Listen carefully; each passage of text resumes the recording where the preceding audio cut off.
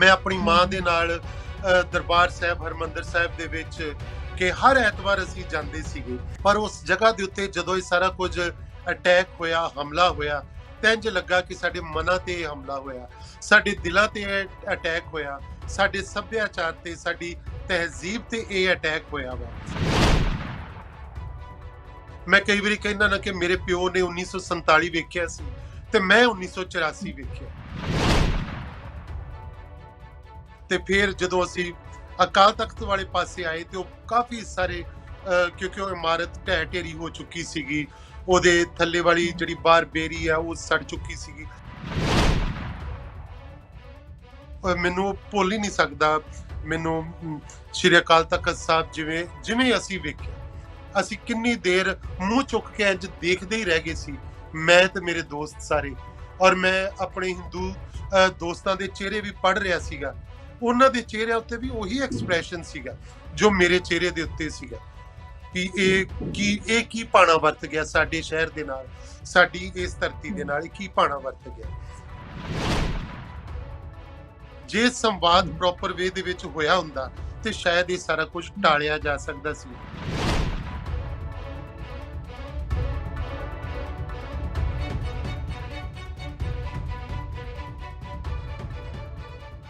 ਸਤਿ ਸ਼੍ਰੀ ਅਕਾਲ ਜੀ। ਟੀਵੀ ਪੰਜਾਬ ਲਈ ਮੈਂ ਦਵਿੰਦਰ ਕੌਰ। ਇਹ ਚੜ੍ਹਦਾ ਜੂਨ ਦਾ ਮਹੀਨਾ ਸਾਡੇ ਲਈ ਜ਼ਖਮਾਂ ਦੀਆਂ ਯਾਦਾਂ ਦੀ ਲੜੀ ਲੈ ਕੇ ਆਉਂਦਾ ਹੈ। ਅੱਜ ਤੋਂ 36 ਵਰ੍ਹੇ ਪਹਿਲਾਂ ਜੂਨ 1984 ਵਿੱਚ ਹਰਿਮੰਦਰ ਸਾਹਿਬ ਤੇ ਭਾਰਤੀ ਫੌਜ ਚੜ੍ਹ ਕੇ ਆਈ ਸੀ। ਉਹ ਹਾਲਾਤ ਹੀ ਬੜੇ ਅਜੀਬ ਸਨ ਤੇ ਉਸ ਵੇਲੇ ਦੀਆਂ ਯਾਦਾਂ ਬਹੁਤ ਦੁਖਦਾਈ ਹਨ, ਨਾਸੂਰ ਵਰਗੀਆਂ। ਇਹ ਤਾਂ ਨਹੀਂ ਕਿ ਕੋਈ ਜਾਣ ਬੁੱਝ ਕੇ ਯਾਦਾਂ ਨੂੰ ਉਚੇੜਨਾ ਨਹੀਂ ਚਾਹੁੰਦਾ, ਜ਼ਖਮਾਂ ਨੂੰ। ਉਹ ਇਹੋ ਜਿਹੀਆਂ ਯਾਦਾਂ ਕੋਈ ਵੀ ਯਾਦ ਨਹੀਂ ਕਰਨਾ ਚਾਹੁੰਦਾ, ਗੱਲਾਂ ਜਿਹੜੀਆਂ ਤੁਹਾਡੇ ਜ਼ਖਮਾਂ ਨੂੰ ਲੂਹਣ ਜਾਂ ਉਚੇੜਨ ਤੇ ਤੁਹਾਡਾ ਦਰਦ ਵਧਾਉਣ। ਪਰ ਤੁਸੀਂ ਇਤਿਹਾਸ ਨੂੰ ਭੁੱਲਦੇ ਨਹੀਂ ਸਕਦੇ। ਅਸੀਂ ਇਤਿਹਾਸ ਨੂੰ ਭੁੱਲਣਾ ਨਹੀਂ, ਪਰ ਇੱਕ ਉਸਾਰੂ ਢੰਗ ਨਾਲ ਉਸ ਤੋਂ ਸਬਕ ਲੈਣਾ ਹੈ। ਉਹਨੂੰ ਵਾਰ-ਵਾਰ ਉਹਦਾ ਜ਼ਿਕਰ ਕਰਕੇ, ਉਹਦੇ ਬਾਰੇ ਗੱਲਾਂ ਕਰਕੇ ਅਸੀਂ ਇਹ ਸਾਫ਼ ਕਰਨ ਦੀ ਕੋਸ਼ਿਸ਼ ਕਰਦੇ ਹਾਂ, ਪਰਤਾਂ ਉਧੇੜ ਕੇ, ਕਿ ਅਸੀਂ ਉਹਦੇ ਤੋਂ ਕੋਈ ਬਿਹਤਰ ਸਬਕ ਲੈ ਕੇ ਉਹੋ ਜਿਹੇ ਕਾਂਡ ਅੱਗੇ ਤੋਂ ਹੁਣ ਰੋਕਣ ਲਈ ਅਸੀਂ ਕੀ ਕਰ ਸਕੀਏ ਜਾਂ ਸਾਡਾ ਕੋਈ ਯੋਗਦਾਨ ਇਹਦੇ ਵਿੱਚ ਹੋਵੇ। ਸਿਰਫ ਇਸ ਕਰਕੇ ਇਹ ਯਾਦਾਂ ਦੀ ਲੜੀ ਅਸੀਂ ਤੋਰੀ ਹੋਈ ਹੈ ਟੀਵੀ ਪੰਜਾਬ ਦੀ। ਤੇ ਅੱਜ ਅਸੀਂ ਗੱਲ ਕਰਾਂਗੇ ਅਜ਼ੀਮ ਕਲਾਕਾਰ, ਨਾਟਕਕਾਰ ਕੇਵਲ ਧਾਲੀਵਾਲ ਹੋਰਾਂ ਨਾਲ। ਕੇਵਲ ਧਾਲੀਵਾਲ ਅੰਮ੍ਰਿਤਸਰ ਦੇ ਬਸ਼ਿੰਦੇ ਨੇ, NSD ਤੋਂ ਪੜ੍ਹੇ ਹੋਏ ਨੇ, ਲੰਬਾ ਇਤਿਹਾਸ ਹੈ ਉਹਨਾਂ ਦਾ ਰੰਗ ਮੰਚ ਨਾਲ ਜੁੜੇ ਹੋਣ ਦਾ। ਗੁਰਸ਼ਰਨ ਭਾਜੀ, ਭਾਈ ਮੰਨਾ ਸਿੰਘ ਹੋਰਾਂ ਨਾਲ ਉਹ ਜੁੜੇ ਰਹੇ ਨੇ। ਦੇਸ਼ ਵਿਦੇਸ਼ ਉਹ ਨਾਟਕ ਕੀਤੇ ਨੇ ਉਹਨਾਂ ਨੇ ਬਹੁਤ ਸਾਰੇ। ਲੋਕ ਪੱਖੀ ਰੰਗਮੰਚ ਦੀ ਇੱਕ ਲਹਿਰ ਨਾਲ ਉਹਨਾਂ ਦਾ ਵੱਡਾ ਰਿਸ਼ਤਾ ਹੈ। ਤੇ ਕੇਵਲ ਧਾਲੀਵਾਲ ਜੀ, ਟੀਵੀ ਪੰਜਾਬ ਤੇ ਤੁਹਾਡਾ ਸਵਾਗਤ ਹੈ। ਸਤਿ ਸ਼੍ਰੀ ਅਕਾਲ ਜੀ। ਜੀ ਸਤਿ ਸ਼੍ਰੀ ਅਕਾਲ ਜੀ। ਕੇਵਲ ਜੀ, ਤੁਸੀਂ ਅੰਮ੍ਰਿਤਸਰ ਰਹਿੰਦੇ ਸੋ ਉਦੋਂ, ਤੇ ਅੰਮ੍ਰਿਤਸਰ ਤੁਹਾਡਾ ਆਪਣਾ ਘਰ ਹੈ, ਤੁਹਾਡਾ ਆਪਣਾ ਸ਼ਹਿਰ ਹੈ। ਤੇ ਜੂਨ 84 ਵੇਲੇ ਸੁਭਾਵਿਕ ਹੈ ਕਿ ਤੁਸੀਂ ਚੜ੍ਹਦੀ ਉਮਰੇ ਹੋਵੋਗੇ ਅਤੇ ਉਸ ਵੇਲੇ ਇਹੋ ਜਿਹੇ ਦਰਦ ਤੁਹਾਨੂੰ ਭਾਵੁਕ ਬਹੁਤ ਕਰਦੇ ਹਨ। ਜੂਨ 84 ਜਿਸ ਤਰ੍ਹਾਂ ਹਰਿਮੰਦਰ ਸਾਹਿਬ ਤੇ ਹਮਲਾ ਹੋਇਆ ਸੀ ਜਾਂ ਜਿਹੋ ਜਿਹੀ ਫੌਜੀ ਕਾਰਵਾਈ ਉਹਦੇ ਤੇ ਹੋਈ ਸੀ, ਤੇ ਉਸ ਵੇਲੇ ਤੁਸੀਂ ਆਪਣੇ ਬਾਰੇ ਦੱਸੋ ਕਿ ਤੁਸੀਂ ਅੰਮ੍ਰਿਤਸਰ ਉਸ ਵੇਲੇ ਆਪਣੇ ਘਰ ਸੀ ਤੇ ਕਿਵੇਂ ਦਾ ਲੱਗ ਰਿਹਾ ਸੀ ਤੁਹਾਨੂੰ? ਕਿਵੇਂ ਦਾ ਲੱਗ ਰਿਹਾ ਤਾਂ ਨਹੀਂ ਮੈਂ ਆਖਾਂਗੀ, ਮਾਫ ਕਰਨਾ, ਇਹ ਬੜੀ ਵੇਗ ਜਿਹੀ ਦੇ ਸ਼ਬਦ ਨੇ। ਤੁਸੀਂ ਉਦੋਂ ਕਿਹੋ ਜਿਹੀ ਭੀੜ ਚੋਂ ਲੰਘ ਰਹੇ ਸੀ? ਐਕਚੁਅਲੀ ਮੈਂ ਕਿਉਂਕਿ ਗੁਰਸ਼ਰਨ ਭਾਜੀ ਨਾਲ ਥੀਏਟਰ ਕਰਦਾ ਸੀਗਾ ਉਹਨਾਂ ਸਮਿਆਂ ਦੇ ਵਿੱਚ, ਤੇ ਜੂਨ 84 ਵਿੱਚ ਅੰਮ੍ਰਿਤਸਰ ਵਿੱਚ ਸੀ ਔਰ ਉਹਨਾਂ ਅਸੀਂ ਨਾਟਕ ਵੀ ਕਰਦੇ ਸੀ। ਮੈਂ ਉਹਨਾਂ ਦਿਨਾਂ 'ਚ ਪੜ੍ਹਾਉਂਦਾ ਵੀ ਸੀ ਸਕੂਲ ਦੇ ਵਿੱਚ, ਤੇ ਉਮਰ ਹਾਲੇ ਉਦੋਂ ਮੇਰੀ 19-20 ਸਾਲ ਹੀ ਸੀਗੀ। ਪਰ ਉਸਦੇ ਬਾਵਜੂਦ ਵੀ ਅਸੀਂ ਕੰਟੀਨਿਊਸਲੀ ਥੀਏਟਰ ਕਰਦੇ ਸੀ। ਉਹ ਸਮਾਂ ਸੀ ਜਦੋਂ ਸ਼ਾਮ ਨੂੰ ਕਿ ਅੰਮ੍ਰਿਤਸਰ ਦੇ ਬਾਜ਼ਾਰ ਜਿਹੜੇ 6 ਵਜੇ ਤੋਂ ਬਾਅਦ ਬੰਦ ਹੋ ਜਾਂਦੇ ਸੀ, ਪਰ ਅਸੀਂ ਨਾਟਕ ਜ਼ਰੂਰ ਕਰਦੇ ਰਹਿੰਦੇ ਸੀਗੇ ਕਿ ਉਹ ਨਾਟਕ ਸੀਗੇ ਜਿਹੜੇ ਕਿ ਹਿੰਦੂ ਸਿੱਖ ਏਕਤਾ ਦਾ ਕਹਿ ਲਓ ਕਿ ਪ੍ਰਚਾਰ ਕਰਦੇ ਸੀਗੇ। ਤੇ ਅਸੀਂ ਉਦੋਂ ਕਹਿੰਦੇ ਸੀ, ਬੜੇ ਗੀਤ ਗਾਉਂਦੇ ਸੀਗੇ ਬਾਜ਼ਾਰਾਂ ਵਿੱਚ, ਪਿੰਡਾਂ ਵਿੱਚ ਜਾ ਕੇ ਕਿ ਸ਼ਹਿਰ ਸ਼ਹਿਰ ਢੰਡੋਰਾ ਮੇਰਾ, ਪਿੰਡ ਪਿੰਡ ਨੂੰ ਹੋਕਾ, ਸਾਂਝਾਂ ਦੀ ਕੰਧ ਨੂੰ ਸੰਨ ਲੱਗੀ, ਜਾਗ ਜਾਗ ਓਏ ਲੋਕਾ। ਸੋ ਇਦਾਂ ਦੀਆਂ ਚੀਜ਼ਾਂ ਸੀਗੀਆਂ ਜਿਹੜੀਆਂ ਕਿ ਅਸੀਂ ਲੋਕਾਂ ਵਿੱਚ ਲੈ ਕੇ ਜਾਂਦੇ ਸੀ। ਤੇ ਜਦੋਂ ਜੂਨ 84 ਹੋਇਆ ਉਦੋਂ ਮੈਂ ਅੰਮ੍ਰਿਤਸਰ 'ਚ ਸੀ, ਆਪਣੇ ਘਰ ਦੇ ਵਿੱਚ ਸੀ, ਜਦੋਂ ਸਾਰਾ ਕਰਫਿਊ ਲੱਗਾ। ਔਰ ਮੇਰਾ ਘਰ ਕਿਉਂਕਿ ਪੁਤਲੀ ਘਰ ਏਰੀਏ ਵਿੱਚ ਸੀ ਉਸ ਵੇਲੇ, ਹੁਣ ਮੈਂ ਥੋੜਾ ਦੂਸਰੇ ਏਰੀਏ 'ਚ, ਪਰ ਉਹ ਪੁਤਲੀ ਘਰ ਤੋਂ ਦਰਬਾਰ ਸਾਹਿਬ ਦਾ ਰਸਤਾ ਜਿਹੜਾ ਹੈ ਕਿ ਉਹ ਬਹੁਤ ਦੂਰ ਤਾਂ ਨਹੀਂ, ਪਰ ਫਿਰ ਵੀ ਜੇ ਕਹਿ ਲਈਏ ਕਿ 7-8 ਕਿਲੋਮੀਟਰ ਹੈ ਆ, ਤੇ ਮਸੀਂ ਇੰਨਾ ਕੁ ਬਣਦਾ। ਤੇ ਪਰ ਸਾਡੇ ਘਰ ਦੀ ਛੱਤ ਤੋਂ ਜੋ ਕੁਝ ਵੀ ਉੱਥੇ ਬੰਬਾਰੀ ਹੋ ਰਹੀ ਸੀ ਗੋਲਡਨ ਟੈਂਪਲ ਦੇ ਵਿੱਚ, ਦਰਬਾਰ ਸਾਹਿਬ 'ਚ, ਹਰਿਮੰਦਰ ਸਾਹਿਬ ਦੇ ਵਿੱਚ, ਔਰ ਜੋ ਕੁਝ ਵੀ ਫਾਇਰਿੰਗ ਹੋ ਰਹੀ ਸੀ ਉਹ ਆਵਾਜ਼ਾਂ ਤੇ ਸੁਣਾਈ ਦੇ ਹੀ ਰਹੀਆਂ ਸੀ, ਪਰ ਬਹੁਤ ਕੁਝ ਉੱਪਰੋਂ ਯਾਨੀ ਕਿ ਜਾਂਦਾ ਹੋਇਆ ਨਜ਼ਰ ਵੀ ਆਉਂਦਾ, ਕਿਉਂਕਿ ਉਦੋਂ ਇੰਨਾ ਉੱਚੀਆਂ ਬਿਲਡਿੰਗਾਂ ਨਹੀਂ ਸਨ ਰਸਤੇ ਦੇ ਵਿੱਚ, ਤਾਂ ਬੜਾ ਕੁਝ ਨਜ਼ਰ ਆਉਂਦਾ ਸੀਗਾ। ਤੇ ਇੱਕ ਡਰ ਵੀ ਸੀ, ਇੱਕ ਸਹਿਮ ਵੀ ਸੀ, ਪਰ ਇਹਨਾਂ ਚੀਜ਼ਾਂ ਤੋਂ ਵੱਧ ਦੁੱਖ ਸੀਗਾ, ਕਿਉਂਕਿ ਦਰਬਾਰ ਸਾਹਿਬ ਨਾਲ ਮੇਰੀਆਂ ਬਚਪਨ ਤੋਂ ਲੈ ਕੇ ਬਹੁਤ ਸਾਰੀਆਂ ਯਾਦਾਂ ਜੁੜੀਆਂ ਹੋਈਆਂ ਨੇ। ਮੈਂ ਆਪਣੀ ਮਾਂ ਦੇ ਨਾਲ ਦਰਬਾਰ ਸਾਹਿਬ, ਹਰਿਮੰਦਰ ਸਾਹਿਬ ਦੇ ਵਿੱਚ ਕਿ ਹਰ ਐਤਵਾਰ ਅਸੀਂ ਜਾਂਦੇ ਸੀਗੇ, ਸਾਡੇ ਮਾਂ ਦੇ ਨਾਲ, ਕਿ ਅਸੀਂ ਸੇਵਾ ਕਰਨ ਜਾਂਦੇ ਸੀ।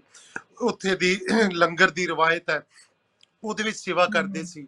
ਤੇ ਮੈਂ ਬਚਪਨ ਤੋਂ ਹੀ ਛੋਟੇ ਬੱਚੇ ਦੇ ਰੂਪ 'ਚ ਮਾਂ ਦੇ ਨਾਲ, ਮੈਂ ਘਰ ਦੇ ਵਿੱਚੋਂ ਹੋਰ ਸ਼ਾਇਦ ਕੋਈ ਬਹੁਤੇ ਨਹੀਂ ਸੀ ਜਾਂਦੇ, ਪਰ ਮੈਂ ਛੋਟਾ ਸੀ ਸਭ ਤੋਂ ਘਰ ਦੇ ਵਿੱਚ, ਤੇ ਮੈਂ ਮਾਂ ਦੀ ਉਂਗਲ ਫੜ ਕੇ ਜ਼ਰੂਰ ਜਾਂਦਾ ਸੀ। ਔਰ ਜਿਹੜੀ ਕਾਰ ਸੇਵਾ ਉਹਨਾਂ ਸਮਿਆਂ 'ਚ ਸਾਡੇ ਛੋਟਿਆਂ ਹੁੰਦਿਆਂ ਦਰਬਾਰ ਸਾਹਿਬ ਦੇ ਵਿੱਚ ਹੋਈ ਸੀ, ਤੇ ਮੈਂ ਉਹਨਾਂ ਛੋਟੇ ਬੱਚਿਆਂ ਵਿੱਚ ਵੀ ਆ ਕਿ ਜਿਨੇ ਕਾਰ ਸੇਵਾ ਦੇ ਵਿੱਚ ਕਿ ਗਾਰ ਜਿਹੜੀ ਕਿ ਆਪਣੇ ਸਿਰ ਦੇ ਉੱਤੇ ਚੁੱਕ ਕੇ ਤੇ ਅਸੀਂ ਬਾਹਰ ਸੁੱਟੀ ਸੀਗੀ, ਤੇ ਅਸੀਂ ਕਾਰ ਸੇਵਾ 'ਚ ਹਿੱਸਾ ਲਿਆ ਸੀ। ਔਰ ਮਨ ਨੂੰ ਬੜੀ ਸ਼ਾਂਤੀ ਮਿਲਦੀ ਸੀ ਇਹਨਾਂ ਕੰਮਾਂ ਦੇ ਵਿੱਚ, ਕਿ ਕਿਉਂਕਿ ਦਰਬਾਰ ਸਾਹਿਬ ਜਾਂ ਹਰਿਮੰਦਰ ਸਾਹਿਬ ਇਹ ਕੋਈ ਮਹਿਜ਼ ਸਾਡੇ ਲਈ ਕੋਈ ਇੱਕ ਕੋਈ ਸਿਰਫ ਪਵਿੱਤਰ ਜਗ੍ਹਾ ਹੀ ਨਹੀਂ, ਬਲਕਿ ਸਾਡੇ ਵੱਡਿਆਂ ਦੀਆਂ ਲਗਾਈਆਂ ਹੋਈਆਂ ਬਹੁਤ ਵੱਡੀਆਂ ਜੜ੍ਹਾਂ ਨੇ, ਜਿਹੜੀਆਂ ਸਾਡੀਆਂ ਤਹਿਜ਼ੀਬ ਦੀਆਂ ਜੜ੍ਹਾਂ ਨੇ, ਸਾਂਝਾਂ ਦੀਆਂ ਜੜ੍ਹਾਂ ਨੇ। ਉਸ ਜਗ੍ਹਾ ਦੀ ਨੀਂਹ ਜਿੱਥੇ ਸਾਈਂ ਮੀਆਂ ਮੀਰ ਜੀ ਨੇ ਰੱਖੀ ਸੀਗੀ, ਔਰ ਸ਼੍ਰੀ ਗੁਰੂ ਰਾਮਦਾਸ ਜੀ ਨੇ ਜਿਵੇਂ ਉਸ ਜਗ੍ਹਾ ਨੂੰ ਚੁਣਿਆ ਸੀਗਾ ਕਿ ਸਭ ਤੋਂ ਨੀਵੀਂ ਜਗ੍ਹਾ ਸ਼ਹਿਰ ਦੀ ਜਗ੍ਹਾ ਉਹਨਾਂ ਨੇ ਉਹ ਚੁਣੀ, ਤੇ ਬਾਕੀ ਸਾਰਾ ਸ਼ਹਿਰ ਉੱਪਰ। ਔਰ ਇਹ ਚੀਜ਼ ਮਨ ਨੂੰ ਬੜੀ ਸਕੂਨ ਦਿੰਦੀ ਅੱਜ ਤੱਕ ਵੀ, ਜਦੋਂ ਜਾਈਦਾ ਤੇ ਜਦੋਂ ਬਾਹਰੋਂ ਅਸੀਂ ਅੰਦਰ ਜਾਈਏ ਤੇ ਸਟੈਪ ਥੱਲੇ ਉਤਰੀਏ ਤੇ ਸਾਡੇ ਇੰਝ ਲੱਗਦਾ ਕਿ ਸਾਡੇ ਮਨ ਦਾ ਸਾਰਾ ਬੋਝ ਲੱਥ ਗਿਆ, ਅਸੀਂ ਨੀਵੇਂ ਆ, ਅਸੀਂ ਨਤਾਣੇ ਆ, ਔਰ ਇਸ ਜਗ੍ਹਾ ਤੋਂ ਵੱਡੀ ਕੋਈ ਜਗ੍ਹਾ ਨਹੀਂ ਹੈ। ਔਰ ਉਹ ਜਗ੍ਹਾ ਸਾਡੇ ਮਨਾਂ ਦੇ ਵਿੱਚ ਵਸੀ, ਪਰ ਉਸ ਜਗ੍ਹਾ ਦੇ ਉੱਤੇ ਜਦੋਂ ਇਹ ਸਾਰਾ ਕੁਝ ਅਟੈਕ ਹੋਇਆ, ਹਮਲਾ ਹੋਇਆ, ਤਾਂ ਇੰਝ ਲੱਗਾ ਕਿ ਸਾਡੇ ਮਨਾਂ ਤੇ ਹਮਲਾ ਹੋਇਆ, ਸਾਡੇ ਦਿਲਾਂ ਤੇ ਅਟੈਕ ਹੋਇਆ, ਸਾਡੇ ਸੱਭਿਆਚਾਰ ਤੇ, ਸਾਡੀ ਤਹਿਜ਼ੀਬ ਤੇ ਇਹ ਅਟੈਕ ਹੋਇਆ ਵਾ। ਔਰ ਉਸ ਨੇ ਸਾਨੂੰ ਕਾਫੀ ਖੇਰੂ ਖੇਰੂ ਕੀਤਾ, ਸਾਡੇ ਮਨਾਂ ਨੂੰ ਔਰ ਸਾਡੀਆਂ ਭਾਵਨਾਵਾਂ ਨੂੰ ਤੋੜਿਆ ਉਸ ਅਟੈਕ ਨੇ, 84 ਦੇ ਜੂਨ ਦੇ ਹਮਲੇ ਨੇ। ਔਰ ਕਹਿ ਲਓ ਕਿ ਅਸੀਂ ਬੜੀ ਦੇਰ ਟੁੱਟੇ ਰਹੇ, ਅਸੀਂ ਟੁੱਟੇ ਰਹੇ, ਅੰਦਰੋਂ ਟੁੱਟੇ ਹੋਏ ਫੀਲ ਕਰਦੇ ਸੀ ਕਿ ਇਹ ਸਾਡੇ ਨਾਲ, ਸਾਡੇ ਇਤਿਹਾਸ ਦੇ ਨਾਲ ਕੀ ਵਾਪਰ ਗਿਆ ਹੈ, ਸਾਡੇ ਵੱਡਿਆਂ ਦੀ ਬਣਾਈ ਹੋਈ ਉਸ ਇੱਕ ਜਗ੍ਹਾ ਦੇ ਨਾਲ, ਕਿ ਜਿੱਥੇ ਜਾ ਕੇ ਅਸੀਂ ਮੱਥਾ ਟੇਕਦੇ ਹਾਂ, ਸਿਰ ਝੁਕਾਉਂਦੇ ਹਾਂ। ਔਰ ਸਾਡੇ ਵੱਡਿਆਂ ਨੇ, ਸਾਡੇ ਗੁਰੂ ਸਾਹਿਬਾਨ ਨੇ, ਉਹ ਜਗ੍ਹਾ ਜਿਹਦੇ 4 ਦਰਵਾਜ਼ੇ ਨੇ, ਹਰ ਧਰਮ ਲਈ ਬਰਾਬਰ ਦੀ ਜਗ੍ਹਾ ਹੈ, ਔਰ ਹਰ ਕੋਈ ਉੱਥੇ ਜਾ ਸਕਦਾ ਹੈ, ਹਰ ਕੋਈ ਮੱਥਾ ਟੇਕ ਸਕਦਾ ਹੈ, ਨੀਵਾਂ ਹੋ ਕੇ ਗੁਰੂ ਦੇ ਲੜ ਲੱਗ ਸਕਦਾ ਹੈ। ਸੋ ਉਸ ਜਗ੍ਹਾ ਦੇ ਉੱਤੇ ਇਸ ਤਰ੍ਹਾਂ ਦਾ ਹਮਲਾ ਹੋਣਾ, ਉਹ ਬਹੁਤ ਸਾਡੇ ਲਈ, ਕਹਿ ਲਓ ਕਿ ਸਾਡੇ ਲਈ ਬਹੁਤ ਵੱਡੀ ਗੱਲ ਸੀ। ਅਸੀਂ ਕਿਉਂਕਿ ਅੰਮ੍ਰਿਤਸਰ 'ਚ ਬੈਠੇ ਸੀ, ਅਸੀਂ ਕਰ ਕੁਝ ਨਹੀਂ ਸੀ ਸਕਦੇ, ਅਸੀਂ ਆਪਣੇ ਘਰਾਂ 'ਚ ਕੈਦ ਸੀ, ਅਸੀਂ ਕਹਿ ਲਓ ਕਿ ਜ਼ਿੰਦਗੀ 'ਚੋਂ ਪਹਿਲੀ ਵਾਰੀ ਕੋਈ ਉਹ ਚੀਜ਼ ਦੇਖੀ ਸੀ ਕਿ ਮੈਂ ਕਈ ਵਾਰੀ ਕਹਿੰਦਾ ਨਾ ਕਿ ਮੇਰੇ ਪਿਓ ਨੇ 1947 ਵੇਖਿਆ ਸੀ ਤੇ ਮੈਂ 1984 ਵੇਖਿਆ। ਸੋ ਇਹ ਜਿਹੜਾ 1947 ਦੀ ਟੁੱਟ ਭੱਜ ਤੇ 1984 ਦੀ ਜਿਹੜੀ ਇਹ ਦਿਲਾਂ ਦੇ ਵਿੱਚ ਸਾਡੇ ਟੁੱਟ ਭੱਜ ਹੋਈ, ਗੋਲਡਨ ਟੈਂਪਲ ਦੇ ਉੱਤੇ ਹਮਲਾ ਹੋਇਆ, ਔਰ ਸ਼੍ਰੀ ਅਕਾਲ ਤਖਤ ਸਾਹਿਬ ਨੂੰ ਜਿਵੇਂ ਕਿ ਉਸ ਵੇਲੇ ਉੱਤੇ ਬੰਬਾਰੀ ਹੋਈ, ਉਹ ਟੁੱਟਿਆ।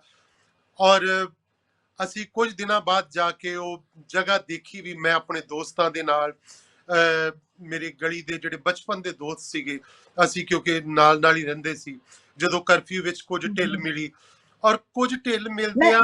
ਮੈਂ ਵਿੱਚੋਂ ਇਹ ਟੋਕਣਾ ਚਾਹੁੰਦੀ ਹਾਂ ਕਿ ਤੁਹਾਡੇ ਦੋਸਤਾਂ ਵਿੱਚ ਕੀ ਹੋਰ ਧਰਮਾਂ ਦੇ ਲੋਕ ਵੀ ਸਨ ਜਿਹੜੇ ਤੁਸੀਂ ਉਸ ਵੇਲੇ ਪੈਦਲ ਜਿਵੇਂ ਤੁਸੀਂ ਹਾਂ ਹਰਿਮੰਦਰ ਸਾਹਿਬ ਗਏ ਸੀ? ਜੀ ਜੀ, ਮੈਂ ਬਿਲਕੁਲ ਦਵੀ ਜੀ, ਮੈਂ ਤੁਹਾਨੂੰ ਦੱਸਦਾ ਕਿ ਮੇਰੀ ਗਲੀ ਜਿਹੜੀ ਆ ਉਹਦੇ ਵਿੱਚ ਬਹੁਤੇ ਸਿੱਖ ਘਰ ਨਹੀਂ ਸੀ, ਤੇ ਹੂੰ, ਉਹ ਸਾਰੇ ਬਹੁਤੇ ਜਿਹੜੇ ਨੇ ਕਿ ਹਿੰਦੂਆਂ ਦੇ ਘਰ ਨੇ ਮੇਰੀ ਗਲੀ ਦੇ ਵਿੱਚ ਜਿਹੜੇ ਆ, ਠੀਕ ਹੈ। ਤੇ ਉਹਨਾਂ ਦੇ ਵਿੱਚੋਂ ਹੂੰ, ਮੇਰੇ ਹੂੰ, ਹਿੰਦੂ ਦੋਸਤ ਬਹੁਤੇ ਸੀਗੇ, ਔਰ ਸਿੱਖ ਹੂੰ, ਦੋਸਤ ਵੀ ਇੱਕ ਦੋ ਹੈਗੇ ਨੇ, ਉਹ ਜਿਹੜੇ ਕਿ ਉਹ ਬਚਪਨ ਵਾਲੇ ਸਾਡੀ ਗਲੀ 'ਚ ਸੀਗੇ, ਪਰ ਬਹੁਤੇ ਹੂੰ, ਹਿੰਦੂ ਦੋਸਤ ਸੀ, ਉਹ ਵੀ ਮੇਰੇ ਨਾਲ ਗਏ ਸੀਗੇ, ਔਰ ਉਹਨਾਂ ਨੇ ਹੂੰ, ਵੀ ਉਹੀ ਫੀਲਿੰਗ ਦੇ ਨਾਲ ਗਏ ਸੀ ਜਿਹੜੀਆਂ ਸਾਡੀਆਂ ਫੀਲਿੰਗ ਸੀਗੀਆਂ, ਕਿਉਂਕਿ ਹੂੰ, ਮੈਂ ਸਮਝਦਾ ਕਿ ਸਾਡੇ ਸ਼ਹਿਰ ਦਾ ਬਹੁਤ ਸਾਰਾ ਜਿਹੜਾ ਹਿੰਦੂ ਤਬਕਾ ਹੈ, ਉਹ ਸ਼ਾਇਦ ਸਾਡੇ ਸਿੱਖਾਂ ਹੂੰ, ਨਾਲੋਂ ਵੀ ਵੱਧ ਹਰਿਮੰਦਰ ਸਾਹਿਬ ਦੇ ਆਲੇ ਦੁਆਲੇ ਵੱਸਦਾ ਹੈ, ਔਰ ਉਹ ਸਵੇਰੇ ਸਭ ਤੋਂ ਪਹਿਲੇ ਉਹ ਜ਼ਿਆਦਾ ਜਾਂਦੇ ਨੇ ਮੱਥਾ ਟੇਕਣ ਵਾਸਤੇ, ਔਰ ਜੀ, ਇੰਨੀ ਜੀ, ਇੱਕ ਜਿਹੜੀ ਕਿ ਹਿੰਦੂ ਸਿੱਖ ਏਕਤਾ ਦਾ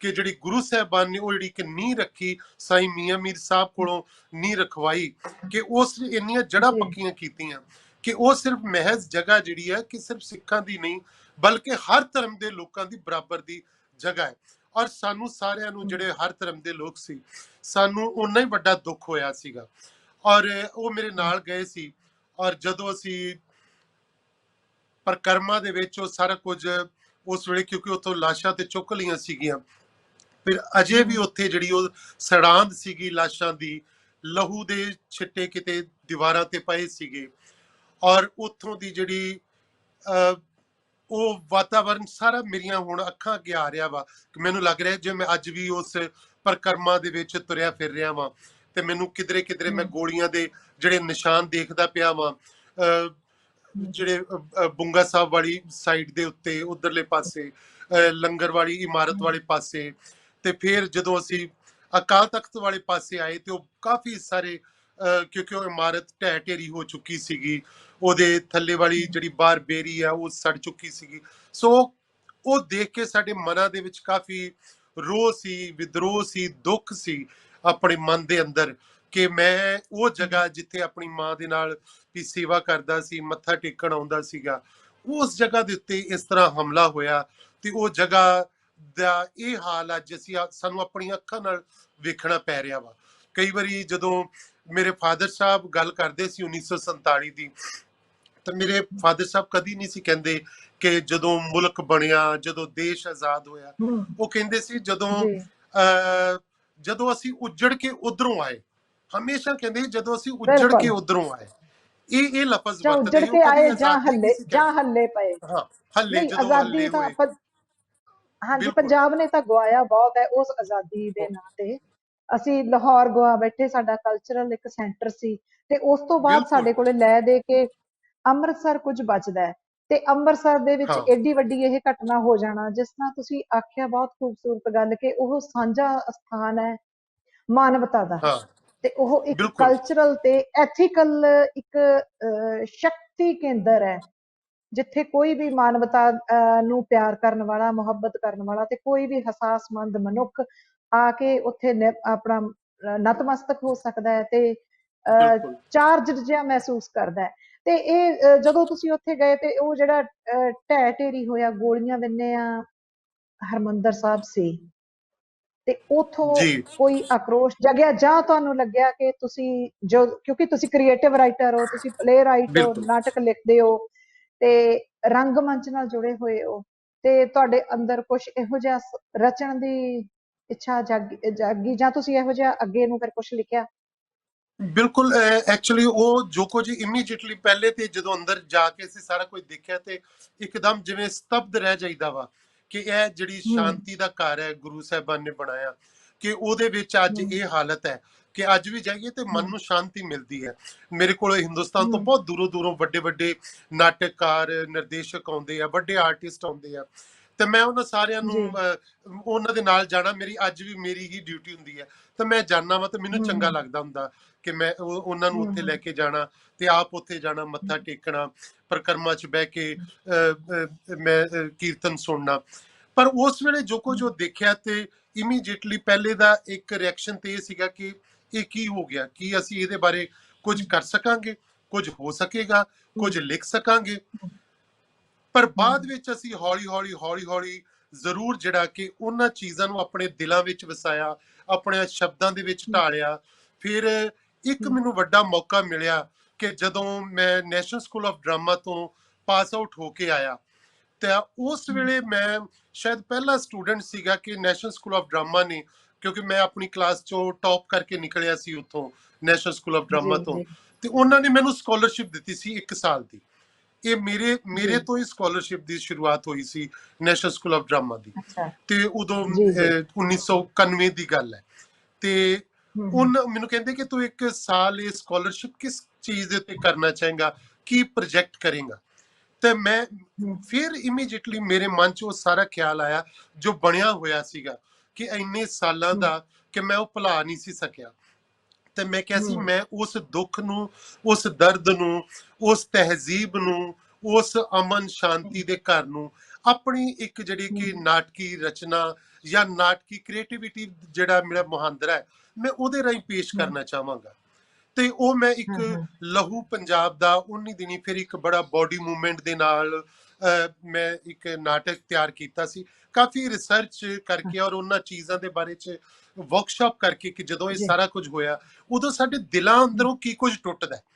ਮੈਂ ਉਹਦੇ ਵਿੱਚ ਹਮ। ਲਫ਼ਜ਼ਾਂ ਨਾਲੋਂ ਵੀ ਜ਼ਿਆਦਾ ਐਕਸਪ੍ਰੈਸ਼ਨ ਤੋਂ ਕੰਮ ਲਿਆ ਸੀ ਕਿ ਬੰਦੇ ਦੇ ਅੰਦਰ ਜਦੋਂ ਬੜਾ ਕੁਝ ਟੁੱਟਦਾ ਕਿ ਉਦੋਂ ਸ਼ਾਇਦ ਲਫ਼ਜ਼ ਗਵਾਚ ਜਾਂਦੇ ਨੇ ਤੇ ਸਾਡੀਆਂ ਅੱਖਾਂ ਬਹੁਤ ਕੁਝ ਕਹਿੰਦੀਆਂ ਨੇ, ਸਾਡਾ ਚਿਹਰਾ ਬਹੁਤ ਕੁਝ ਕਹਿੰਦਾ ਹੈ, ਸਾਡੇ ਹਾਵ ਭਾਵ ਬਹੁਤ ਕੁਝ ਕਹਿੰਦੇ ਨੇ।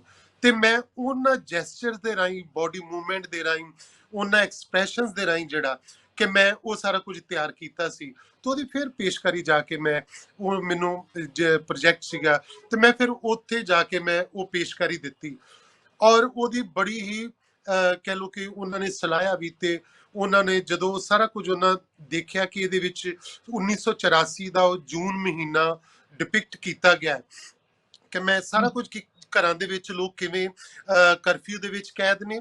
ਔਰ ਮੈਨੂੰ ਯਾਦ ਹੈ ਕਿ ਉਹਨਾਂ ਦਿਨਾਂ 'ਚ ਅਸੀਂ ਇੱਕ ਨਾਟਕ ਜਿਹੜਾ ਜਦੋਂ ਇਹ ਹੋਇਆ ਸੀ, ਕਿਉਂਕਿ ਜੂਨ ਮਹੀਨਾ ਬੜਾ ਕਿ ਇੱਕ ਸਾਡੇ ਕੋਲ ਸਬਜ਼ੀਆਂ ਵਾਲਾ, ਟਿੰਡਿਆਂ ਦੀ ਸਬਜ਼ੀ ਵਾਲਾ ਬੜਾ ਇੱਕ ਮਹੀਨਾ, ਤੇ ਉਹ ਇੱਕ ਜਿਹੜੀਆਂ ਆਵਾਜ਼ਾਂ ਜੀ। ਪਹਿਲਾਂ ਆਉਂਦੀਆਂ ਹੁੰਦੀਆਂ ਸੀ, ਟਿੰਡੇ ਲੈ ਲਓ ਟਿੰਡੇ, ਤੇ ਗੁਰਸ਼ਰਨ ਭਾਜੀ ਦਾ ਇੱਕ ਹਮ। ਨਾਟਕ ਸੀ ਕਰਫਿਊ, ਤੇ ਉਹਦੇ ਵਿੱਚ ਮੈਂ ਉਹ ਹਮ। ਟਿੰਡੇ ਵਾਲੇ ਵੇਚਣ ਵਾਲੇ ਦਾ ਇੱਕ ਕਰੈਕਟਰ ਵੀ ਕਰਦਾ ਸੀ। ਔਰ ਉਹ ਟਿੰਡੇ ਜੀ। ਵੇਚਣ ਵਾਲੇ ਦੇ ਉੱਤੇ ਇਹ ਸਾਰੇ ਮਾਹੌਲ ਦਾ ਕੀ ਅਸਰ ਹੁੰਦਾ ਕਿ ਇੱਕ ਆਮ ਮਨੁੱਖ, ਇੱਕ ਗਲੀਆਂ 'ਚ ਤੁਰਿਆ ਆਹੋ। ਫਿਰਨ ਵਾਲਾ ਮਨੁੱਖ ਜਿਹੜਾ ਉਹ ਦੂਜਿਆਂ ਦੇ ਚਿਹਰੇ ਜੀ। ਕਿੱਦਾਂ ਪੜ੍ਹਦਾ ਹੈ ਨਾ। ਕਿ ਉਹ ਹਮ। ਪਹਿਲੇ ਕਹਿੰਦਾ ਹਮ। ਸੀ ਕਿ ਉਹ ਜਿਹੜਾ ਕਿ ਗੋਲ ਗੋਲ ਟਿੰਡੇ, ਹਰੇ ਹਰੇ ਟਿੰਡੇ, ਲੂਈ ਵਾਲੇ ਟਿੰਡੇ, ਹੈ ਨਾ, ਕਿ ਉਹ ਬੜੀ ਇੱਕ ਕੋਮਲਤਾ ਦੀ ਗੱਲ ਕਰਦਾ ਪਿਆ, ਹਰਿਆਵਲ ਦੀ ਗੱਲ ਕਰਦਾ ਪਿਆ। ਪਰ ਅਚਾਨਕ ਉਹ ਦੇਖਦਾ ਹੈ ਕਿ ਸਾਰਿਆਂ ਦੇ ਚਿਹਰੇ ਜਿਹੜੇ ਮੁਰਝਾ ਗਏ ਨੇ, ਹਰਿਆਵਲ ਨਹੀਂ ਰਹੀ। ਉਹ ਸਾਰਾ ਕੁਝ ਸੁੱਕ ਕਿਵੇਂ ਗਿਆ, ਲੋਕਾਂ ਦੇ ਮਨਾਂ ਚੋਂ ਕਿਵੇਂ ਸੁੱਕ ਗਿਆ, ਲੋਕਾਂ ਦੇ ਬਾਹਰੋਂ ਕਿਵੇਂ ਸੁੱਕ ਗਿਆ, ਕਿ ਸਾਡੀ ਧਰਤੀ ਦੇ ਉੱਤੇ ਸਾਡੀ ਇੱਕ ਤਹਿਜ਼ੀਬ ਦੇ ਨਾਲ ਇਹ ਸਾਰਾ ਕੁਝ ਟੁੱਟ ਭੱਜ ਹੋਈ ਹੈ। ਮੈਂ ਫਿਰ ਉਹਨਾਂ ਛੋਟੀਆਂ ਛੋਟੀਆਂ ਚੀਜ਼ਾਂ ਨੂੰ ਜਿਹੜੀਆਂ ਕਿ ਇੱਕ ਆਮ ਬੰਦਾ ਜਿਹੜਾ ਅੰਮ੍ਰਿਤਸਰ ਦਾ, ਸੋ ਮੈਂ ਉਹਦੇ ਵਿੱਚ ਸਾਰਾ ਕੁਝ ਅੰਮ੍ਰਿਤਸਰ ਦੇ ਆਲੇ ਦੁਆਲੇ ਉਹ ਤਾਣਾ ਬਾਣਾ ਬੁਣਿਆ ਸੀ ਉਸ ਨਾਟਕ ਦਾ। ਜੀ ਤੇ ਉਹ ਜੀ। ਮੈਂ ਆਪਣਾ ਉਹ ਜਿਹੜਾ ਕਹਿ ਲਓ ਕਿ ਮੇਰੇ ਮਨ ਦੇ ਅੰਦਰ ਦੁੱਖ ਸੀ, ਆਕਰੋਸ਼ ਸੀ, ਗੁੱਸਾ ਵੀ ਸੀ, ਜਾਂ ਮੇਰੀਆਂ ਭਾਵਨਾਵਾਂ ਵੀ ਸੀ ਕਿ ਉਹ ਕਿਸੇ ਕਾਰਨ ਨਹੀਂ ਹੋਇਆ, ਕਿ ਉਹਦੇ ਵਿੱਚ ਗਲਤੀ ਕਿਹਦੀ ਸੀ ਜਾਂ ਕਿਵੇਂ ਸੀ। ਉਹ ਸਾਰਾ ਕੁਝ ਜਿਹੜਾ ਸੀ ਮੈਂ ਉਸ ਨੂੰ ਆਪਣੀ ਉਸ ਪਰਫਾਰਮੈਂਸ ਦੇ ਰਾਹੀਂ ਜਿਹੜਾ ਕਿ ਫਿਰ ਮੈਨੂੰ ਥੋੜਾ ਜਿਹਾ ਸਕੂਨ ਵੀ ਮਿਲਿਆ ਕਿ ਹਾਂ ਚਲੋ ਮੈਂ ਆਪਣੇ ਜੋ ਮੇਰੀ ਕਲਾ ਆ, ਮੈਂ ਆਪਣੀ ਕਲਾ ਦੇ ਰਾਹੀਂ ਮੈਂ ਉਹਨਾਂ ਨੂੰ ਸ਼ਾਇਦ ਸ਼ਰਧਾਂਜਲੀ ਵੀ ਭੇਟ ਕਰ ਸਕਿਆ ਵਾਂ ਜਿਹੜੇ ਨਿਰਦੋਸ਼ੇ ਬੇਦੋਸ਼ੇ ਵੀ ਮਾਰੇ ਗਏ ਉਹਦੇ ਵਿੱਚ, ਔਰ ਆਪਣੇ ਉਸ ਜਗ੍ਹਾ ਨੂੰ ਵੀ, ਉਸ ਅੰਮ੍ਰਿਤਸਰ ਦੀ ਪਵਿੱਤਰ ਧਰਤੀ ਨੂੰ ਵੀ, ਔਰ ਉਸ ਸਾਂਝਾਂ ਦੀ ਉਸ ਧਰਤੀ ਨੂੰ ਵੀ ਸ਼ਾਇਦ ਮੈਂ ਸ਼ਰਧਾ ਦੇ ਫੁੱਲ ਭੇਟ ਕਰ ਸਕਿਆ ਆਪਣੀ ਇਸ ਕਲਾ ਕਿਰਤ ਜੀ। ਦੇ ਰਾਹੀਂ। ਸੋ ਉਹ ਮੈਂ ਅੱਜ ਵੀ ਜਦੋਂ ਹੁਣ ਮੈਂ ਉਸ ਨੂੰ ਤੁਹਾਡੇ ਨਾਲ ਗੱਲ ਕਰ ਰਿਹਾ ਤੇ ਮੈਂ ਇਮੀਡੀਏਟ ਉਹ ਸਾਰਾ ਕੁਝ ਮੇਰੀਆਂ ਅੱਖਾਂ ਦੇ ਸਾਹਮਣੇ ਆ ਜਾਂਦਾ ਹੈ, ਜਿੱਥੇ ਉਹ ਸਾਰਾ ਕੁਝ ਹੋਇਆ ਤੇ ਜੋ ਕੁਝ ਮੈਂ ਪੇਸ਼ ਕੀਤਾ। ਤੇ ਉਹ ਹੁਣ ਮੈਂ ਗੱਲ ਕਰਦੇ ਹੋਏ ਵੀ ਮੈਂ ਸ਼ਾਇਦ ਉਹਨਾਂ ਭਾਵਨਾਵਾਂ ਦੇ ਵਿੱਚ ਹੀ ਆ ਕਿ ਮੈਨੂੰ ਹੁਣ ਵੀ ਲੱਗਦਾ ਕਿ ਸ਼ਾਇਦ ਮੈਂ ਸ਼ਾਇਦ ਜ਼ਿਆਦਾ ਭਾਵੁਕ ਹੋ ਜਾਵਾਂਗਾ ਗੱਲ ਕਰਦਾ ਕਰਦਾ ਕਿਧਰੇ, ਕਿ ਜੋ ਕੁਝ ਮੈਂ ਦੇਖਿਆ ਸੀ ਔਰ ਜੋ ਕੁਝ ਉਹ ਟੁੱਟ ਭੱਜ ਮੈਂ ਦੇਖੀ ਹੈ, ਉਹ ਸ਼ਾਇਦ ਸਾਡੇ ਮਨਾਂ ਚੋਂ, ਜਿਵੇਂ ਮੈਂ ਕਹਿੰਦਾ ਕਿ ਮੇਰੇ ਫਾਦਰ ਸਾਹਿਬ ਦੇ ਮਨਾਂ ਚੋਂ 1947 ਦਾ ਉਸ ਤੋਂ ਕਈ ਸਾਲ ਮਰਦੇ ਦਮ ਤੱਕ ਉਹਨਾਂ ਦੇ ਜ਼ੁਬਾਨ ਤੋਂ ਗਿਆ ਹੀ ਨਹੀਂ, ਉਹ ਮੁੱਕਿਆ ਹੀ ਨਹੀਂ ਸੀਗਾ ਕਿ ਅਸੀਂ ਉੱਜੜ ਕੇ ਆਏ। ਤੇ ਸ਼ਾਇਦ ਸਾਡੇ ਵੀ ਮਨਾਂ ਤੋਂ ਸ਼ਾਇਦ ਉਹ ਚੀਜ਼ਾਂ ਕਦੀ ਮੁੱਕਣਗੀਆਂ ਨਹੀਂ, ਟੁੱਟਣਗੀਆਂ ਨਹੀਂ, ਕਿ ਸਾਡੀ ਤਹਿਜ਼ੀਬ ਦੇ ਵਿੱਚੋਂ ਕਿਵੇਂ ਕੀ ਕੁਝ ਸੁੱਕਿਆ ਸੀ, ਕੀ ਕੁਝ ਮਰਿਆ ਸੀ, ਤੇ ਅਸੀਂ ਉਹ ਕਲਾਕਾਰ ਜਿਹੜੇ ਸੀਗੇ, ਅਸੀਂ ਆਪਣੀ ਕਲਾ ਦੇ ਨਾਲ ਕਿਵੇਂ ਉਹਨਾਂ ਚੀਜ਼ਾਂ ਨੂੰ ਜਿਹੜਾ ਕਿ ਪੇਸ਼ ਕਿਵੇਂ ਕਰਦੇ ਹਾਂ। ਸੋ ਮੇਰਾ ਖਿਆਲ ਹੈ ਕਿ ਉਹ ਸਾਡੀਆਂ ਅੱਖਾਂ ਦੇ ਵਿੱਚ, ਸਾਡੇ ਅੰਦਰ ਮਨਾਂ ਦੇ ਵਿੱਚ ਇਹ ਸਾਰਾ ਕੁਝ ਜ਼ਰੂਰ ਜੂਨ 84 ਜਿਹੜੀ ਅਸੀਂ ਹੰਢਾਈ ਹੈ। ਔਰ ਜੋ ਕੁਝ ਅਸੀਂ ਅੱਜ ਵੀ ਮੈਂ ਕੰਨ ਲਾ ਕੇ ਸੁਣਾ ਤੇ ਮੈਨੂੰ ਉਹ ਗੋਲਿਆਂ ਦੀ ਆਵਾਜ਼, ਗੋਲੀਆਂ ਦੀ ਆਵਾਜ਼ ਮੇਰੇ ਘਰ ਤੱਕ ਆਉਂਦੀ ਜਿਹੜੀ, ਔਰ ਦੂਰੋਂ ਉੱਠਦੇ ਧੂਏ ਦੀ ਆਵਾਜ਼। ਔਰ ਉਹਨਾਂ ਦਿਨਾਂ 'ਚ ਕਿਉਂਕਿ ਸਿਵਾਏ ਉਦੋਂ ਟੀਵੀ ਤਾਂ ਸੀਗਾ ਪਰ ਹੋਰ ਕੋਈ ਮਾਧਿਅਮ ਨਹੀਂ ਸੀ, ਟੀਵੀ ਸੀ ਜਾਂ ਰੇਡੀਓ ਸੀ, ਖਬਰਾਂ ਸੀਗੀਆਂ ਤੇ ਉਹਦੇ ਵਿੱਚੋਂ ਵੀ ਕਿੰਨੀਆਂ ਕੱਟ ਕਟਾ ਕੇ ਆਉਂਦੀਆਂ ਸੀਗੀਆਂ ਖਬਰਾਂ ਜਿਹੜੀਆਂ। ਪਰ ਉਸ ਵੇਲੇ ਤਾਂ BBC ਬਹੁਤ ਵੱਡਾ ਸੂਤਰ ਸੀ ਬਸ। ਬਿਲਕੁਲ ਬਿਲकुल। ਔਰ ਉਦੋਂ ਉੱਥੇ BBC ਵਗੈਰਾ ਤੋਂ ਹੀ ਸੀ ਜਿਹੜਾ ਕਿ ਕੋਈ ਸ਼ਾਇਦ ਠੀਕ ਖਬਰ ਕਿਧਰੋਂ ਆ ਰਹੀ ਸੀਗੀ, ਪਰ ਬਾਕੀ ਕਈ ਜਗ੍ਹਾ ਤੋਂ ਉਹ ਵੀ ਕਿਤੇ ਕੱਟ ਕੇ ਵੀ ਆ ਰਹੀਆਂ ਸੀ, ਵੀ ਪੂਰੀ ਖਬਰ ਨਹੀਂ ਸੀ ਮਿਲ ਰਹੀ। ਸੋ ਇਹ ਅਸੀਂ ਏਦਾਂ ਹੰਡਾਇਆ, ਏਦਾਂ ਦੇਖਿਆ ਇਹ ਜਿਹੜਾ ਪੀਰੀਅਡ ਜਿਹੜਾ। ਤੇ ਮੈਨੂੰ ਲੱਗਦਾ ਹੈ ਕਿ ਇਹਨਾਂ ਚੀਜ਼ਾਂ ਨੂੰ ਹੁਣ ਅੱਜ ਅਸੀਂ ਜਦੋਂ 5 ਜੂਨ ਨੂੰ ਬੈਠੇ ਹਾਂ, ਕੱਲ 6 ਜੂਨ ਹੈ, ਤੇ ਤੁਹਾਡੇ ਨਾਲ ਗੱਲ ਕਰਦਿਆਂ ਹੋਇਆਂ ਮੈਨੂੰ ਇੰਝ ਲੱਗਾ ਜਿਵੇਂ ਮੈਂ ਫਿਰ ਵਾਪਸ ਸ਼ਾਇਦ ਉਸ ਵਕਤ ਵਿੱਚ ਚਲੇ ਗਿਆ ਵਾਂ ਕਿ ਉਹ ਮੈਂ ਸੱਚੀ ਗੱਲ ਮੈਂ ਹੁਣ ਬਿਲਕੁਲ ਬਿਲਕੁਲ ਮੈਨੂੰ ਭੁੱਲ ਹੀ ਨਹੀਂ ਸਕਦਾ। ਮੈਨੂੰ ਸ਼੍ਰੀ ਅਕਾਲ ਤਖਤ ਸਾਹਿਬ ਜਿਵੇਂ ਅਸੀਂ ਵੇਖਿਆ, ਅਸੀਂ ਕਿੰਨੀ ਦੇਰ ਮੂੰਹ ਚੁੱਕ ਕੇ ਇੰਝ ਦੇਖਦੇ ਹੀ ਰਹਿ ਗਏ ਸੀ, ਮੈਂ ਤੇ ਮੇਰੇ ਦੋਸਤ ਸਾਰੇ। ਔਰ ਮੈਂ ਆਪਣੇ ਹਿੰਦੂ ਦੋਸਤਾਂ ਦੇ ਚਿਹਰੇ ਵੀ ਪੜ੍ਹ ਰਿਹਾ ਸੀਗਾ, ਉਹਨਾਂ ਦੇ ਚਿਹਰਿਆਂ ਉੱਤੇ ਵੀ ਉਹੀ ਐਕਸਪ੍ਰੈਸ਼ਨ ਸੀਗਾ ਜੋ ਮੇਰੇ ਚਿਹਰੇ ਦੇ ਉੱਤੇ ਸੀਗਾ, ਵੀ ਇਹ ਕੀ ਭਾਣਾ ਵਰਤ ਗਿਆ ਸਾਡੇ ਸ਼ਹਿਰ ਦੇ ਨਾਲ, ਸਾਡੀ ਇਸ ਧਰਤੀ ਦੇ ਨਾਲ, ਇਹ ਕੀ ਭਾਣਾ ਵਰਤ ਗਿਆ। ਸੋ ਮੇਰਾ ਖਿਆਲ ਹੈ ਕਿ ਬਹੁਤ ਇੱਕ ਸਾਡੀ ਲਾਈਫ ਦਾ ਬੜਾ ਇੱਕ ਡਿਫਰੈਂਟ ਪੁਆਇੰਟ ਸੀਗਾ 47 ਤੋਂ ਬਾਅਦ ਜਿਹੜਾ ਅਸੀਂ ਹੰਡਾਇਆ। ਜੀ ਬਿਲਕੁਲ, ਤੁਸੀਂ ਠੀਕ ਕਹਿ ਰਹੇ ਹੋ ਕਿ ਉਹ ਬਹੁਤ ਦਿਲ ਨੂੰ ਵਲੂੰਧਰਨ ਵਾਲਾ ਉਹ ਸਮਾਂ ਸੀ ਤੇ ਇਹ ਨਾਲ ਹੀ ਤੁਰਨਾ ਹੈ, ਇਹ ਇਤਿਹਾਸ ਸਾਡੇ ਨਾਲ ਹੀ ਤੁਰਨਾ ਹੈ। ਜਿੰਨੇ ਜਿੰਨੇ ਅਸੀਂ ਸੰਵੇਦਨਸ਼ੀਲ ਹਾਂ, ਜਿੰਨੇ ਜਿੰਨੇ ਅਸੀਂ ਹਸਾਸਮੰਦ ਹਾਂ। ਕੇਵਲ ਜੀ, ਕੀ ਤੁਸੀਂ ਸਮਝਦੇ ਹੋ ਕਿ ਇਹ ਟਾਲਿਆ ਜਾ ਸਕਦਾ ਸੀ? ਕਿਤੇ ਸਿਆਸਤ ਜਾਂ ਦੂਜੀ ਧਿਰ, ਦੋਵੇਂ ਧਿਰਾਂ ਕਿਤੇ ਇਹਨੂੰ ਰਲ ਕੇ ਟਾਲ ਸਕਦੀਆਂ ਸੀ, ਜਾਂ ਕਿਤੇ ਸੰਵਾਦ ਦੀ ਸੰਭਾਵਨਾ ਸੀ? ਮੈਨੂੰ ਅਜੇ ਵੀ ਲੱਗਦਾ ਹੁੰਦਾ ਵਾ, ਬਹੁਤ ਵਾਰੀ ਮੈਂ ਹੁਣ ਵੀ ਕਹਿਣਾ ਨਾ ਕਿ ਜ਼ਿੰਦਗੀ 'ਚ ਸੰਵਾਦ ਬਹੁਤ ਜ਼ਰੂਰੀ ਹੈ। ਕਿ ਜੇਕਰ ਸਾਡੇ ਘਰਾਂ ਚੋਂ, ਸਾਡੀ ਤਹਿਜ਼ੀਬ ਚੋਂ, ਸਾਡੀ ਆਲੇ ਦੁਆਲੇ ਚੋਂ ਸੰਵਾਦ ਖਤਮ ਹੋ ਜਾਏਗਾ ਨਾ, ਤੇ ਫਿਰ ਬਹੁਤ ਕੁਝ ਖਤਮ ਹੋ ਜਾਏਗਾ। ਫਿਰ ਇਹੋ ਜਿਹੀਆਂ ਕਈ ਘਟਨਾਵਾਂ ਵਾਪਰਨਗੀਆਂ। ਅੱਜ ਦੇ ਸਮਿਆਂ ਵਿੱਚ ਵੀ ਵੇਖੀਏ ਤੇ ਜੇ ਮੈਂ ਉਹਨਾਂ ਸਮਿਆਂ ਨੂੰ ਵੀ ਦੇਖਾਂ ਤਾਂ ਮੈਨੂੰ ਲੱਗਦਾ ਹੈ ਕਿ ਸ਼ਾਇਦ ਕਿਧਰੇ ਕੋਈ ਸੰਵਾਦ ਦੀ ਕਮੀ ਰਹਿ ਗਈ। ਜੇ ਸੰਵਾਦ ਪ੍ਰੋਪਰ ਵੇ ਦੇ ਵਿੱਚ ਹੋਇਆ ਹੁੰਦਾ ਤੇ ਸ਼ਾਇਦ ਇਹ ਸਾਰਾ ਕੁਝ ਟਾਲਿਆ ਜਾ ਸਕਦਾ ਸੀ। ਇਹ ਕੁਝ ਯਾਨੀ ਕਿ ਕਮ ਸੇ ਕਮ ਅਸੀਂ ਸ਼੍ਰੀ ਅਕਾਲ ਤਖਤ ਸਾਹਿਬ ਜਾਂ ਦਰਬਾਰ ਸਾਹਿਬ ਹਰਿਮੰਦਰ ਸਾਹਿਬ ਨੂੰ ਅਸੀਂ ਉਸ ਰੂਪ 'ਚ ਨਹੀਂ ਸੀ ਵੇਖਣਾ ਜੋ ਅਸੀਂ ਜੂਨ 84 ਵਿੱਚ ਵੇਖਿਆ ਸੀ। ਸੋ ਉਹਦੇ ਵਿੱਚ ਸੰਵਾਦ ਅਗਰ ਉਸ ਤੋਂ ਪਹਿਲੇ ਹੋਇਆ ਹੁੰਦਾ ਤੇ ਬਹੁਤ ਸਾਰੇ ਬੇਦੋਸ਼ੇ ਵੀ ਜਿਹੜੇ ਮਾਰੇ ਗਏ ਉਹ ਵੀ ਬਚਾਅ ਹੋ ਜਾਣਾ ਸੀ। ਤੇ ਸੰਵਾਦ ਬਹੁਤ ਜ਼ਰੂਰੀ ਹੈ, ਮੈਨੂੰ ਇਹ ਲੱਗਦਾ। ਉਸ ਤੋਂ ਬਾਅਦ ਵੀ 84 ਦੇ ਹਮਲੇ ਤੋਂ ਬਾਅਦ ਵੀ ਇੱਕ ਲੰਬਾ ਸਮਾਂ ਜਿਹੜੀ ਪੰਜਾਬ 'ਚ ਕਾਲੀ ਹਨੇਰੀ ਚੱਲੀ ਤੇ ਜਿਹਨੇ ਪੰਜਾਬ ਦੇ ਬਹੁਤ ਸਾਰੇ ਪੁੱਤ ਖੋਹ ਲਏ ਸੀ। ਤੇ ਬੜੇ ਪਿੰਡਾਂ 'ਚ 20-20 ਸਾਲ ਬਰਾਤਾਂ ਨਹੀਂ ਸੀ ਚੜੀਆਂ, ਬਰਾਤਾਂ ਹੀ ਨਹੀਂ ਸੀ ਤੁਰੀਆਂ ਕਿਸੇ ਬੜੇ ਸਾਰੇ ਪਿੰਡਾਂ ਵਿੱਚ। ਸੋ 84 ਇਕੱਲਾ ਆਪਣੇ ਆਪ 'ਚ ਇੱਕ ਹਰਿਮੰਦਰ ਸਾਹਿਬ ਵਿੱਚ ਵਾਪਰੀ ਘਟਨਾ ਨਹੀਂ ਸੀ।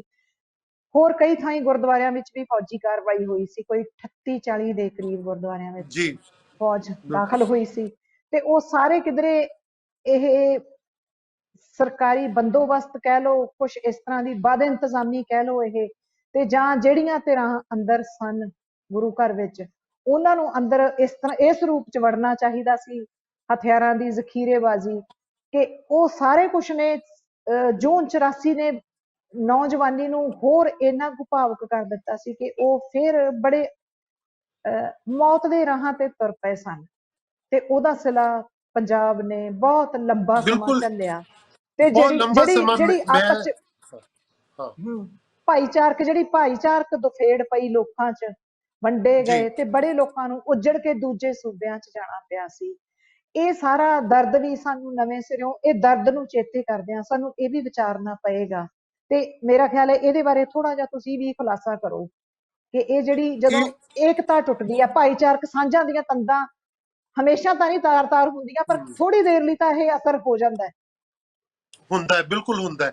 ਔਰ ਮੈਂ ਸਮਝਦਾ ਕਿ ਦੇਖੋ ਜਦੋਂ ਮੈਂ ਗੁਰਸ਼ਰਨ ਭਾਜੀ ਨੂੰ ਜੁਆਇਨ ਕੀਤਾ 78 ਦੇ ਵਿੱਚ, ਤੇ ਉਦੋਂ ਹੀ 78 ਜੀ। ਚ ਹੀ ਅੰਮ੍ਰਿਤਸਰ ਦੇ ਵਿੱਚ ਇੱਥੇ ਜਦੋਂ ਗੋਲੀ ਚੱਲੀ ਹੈ, ਤਾਂ ਉਸ ਵੇਲੇ ਹੀ ਹਮ, ਇਹ ਸਾਰਾ ਸ਼ੁਰੂਆਤ ਹੋਈ ਸੀ ਇਹਨਾਂ ਦਿਨਾਂ ਦੀ ਜਿਹੜੀ ਸੀਗੀ। ਹਮ, ਔਰ ਇਹ ਜੀ ਸਾਰੇ ਜੀ। ਕਹਿ ਲਓ ਕਿ ਸਾਰਾ ਹੀ ਇੱਕ 10 ਸਾਲ 15 ਸਾਲ ਜਿਹੜੇ ਕਿ ਸਾਡੀਆਂ ਅੱਖਾਂ ਦੇ ਸਾਹਮਣੇ ਬਹੁਤ ਕੁਝ ਹੋਇਆ।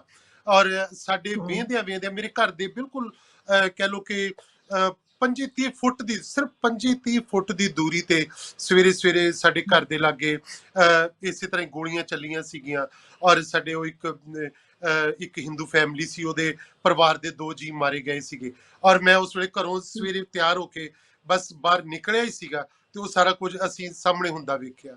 ਔਰ ਕਈ ਜਗ੍ਹਾ ਤੇ ਹਮ, ਅਜਿਹਾ ਵੀ ਹੋਇਆ ਕਿ ਜਦੋਂ ਅਸੀਂ ਹਾਲੇ ਕਿਧਰੇ ਕਿਸੇ ਪਿੰਡ 'ਚ ਨਾਟਕ ਕਰਨ ਜਾਣਾ, ਔਰ ਪਤਾ ਲੱਗਣਾ ਹਮ, ਵੀ ਤੁਸੀਂ ਉੱਥੇ ਨਾ ਪਹੁੰਚੋ, ਕਿਉਂਕਿ ਉਸ ਪਿੰਡ ਦੇ ਜਿਹੜੇ ਹਮ, ਇੰਨੇ ਸੀਗੇ ਲੋਕ ਸੀਗੇ, ਉਹਨਾਂ ਨੇ ਬਾਹਰ ਕੱਢ ਕੇ ਇੱਕ ਲਾਈਨ ਦੇ ਵਿੱਚ ਖਿਲਾਰ ਕੇ ਤੇ ਉਹਨਾਂ ਨੂੰ ਗੋਲੀ ਮਾਰ ਦਿੱਤੀ ਹੈ।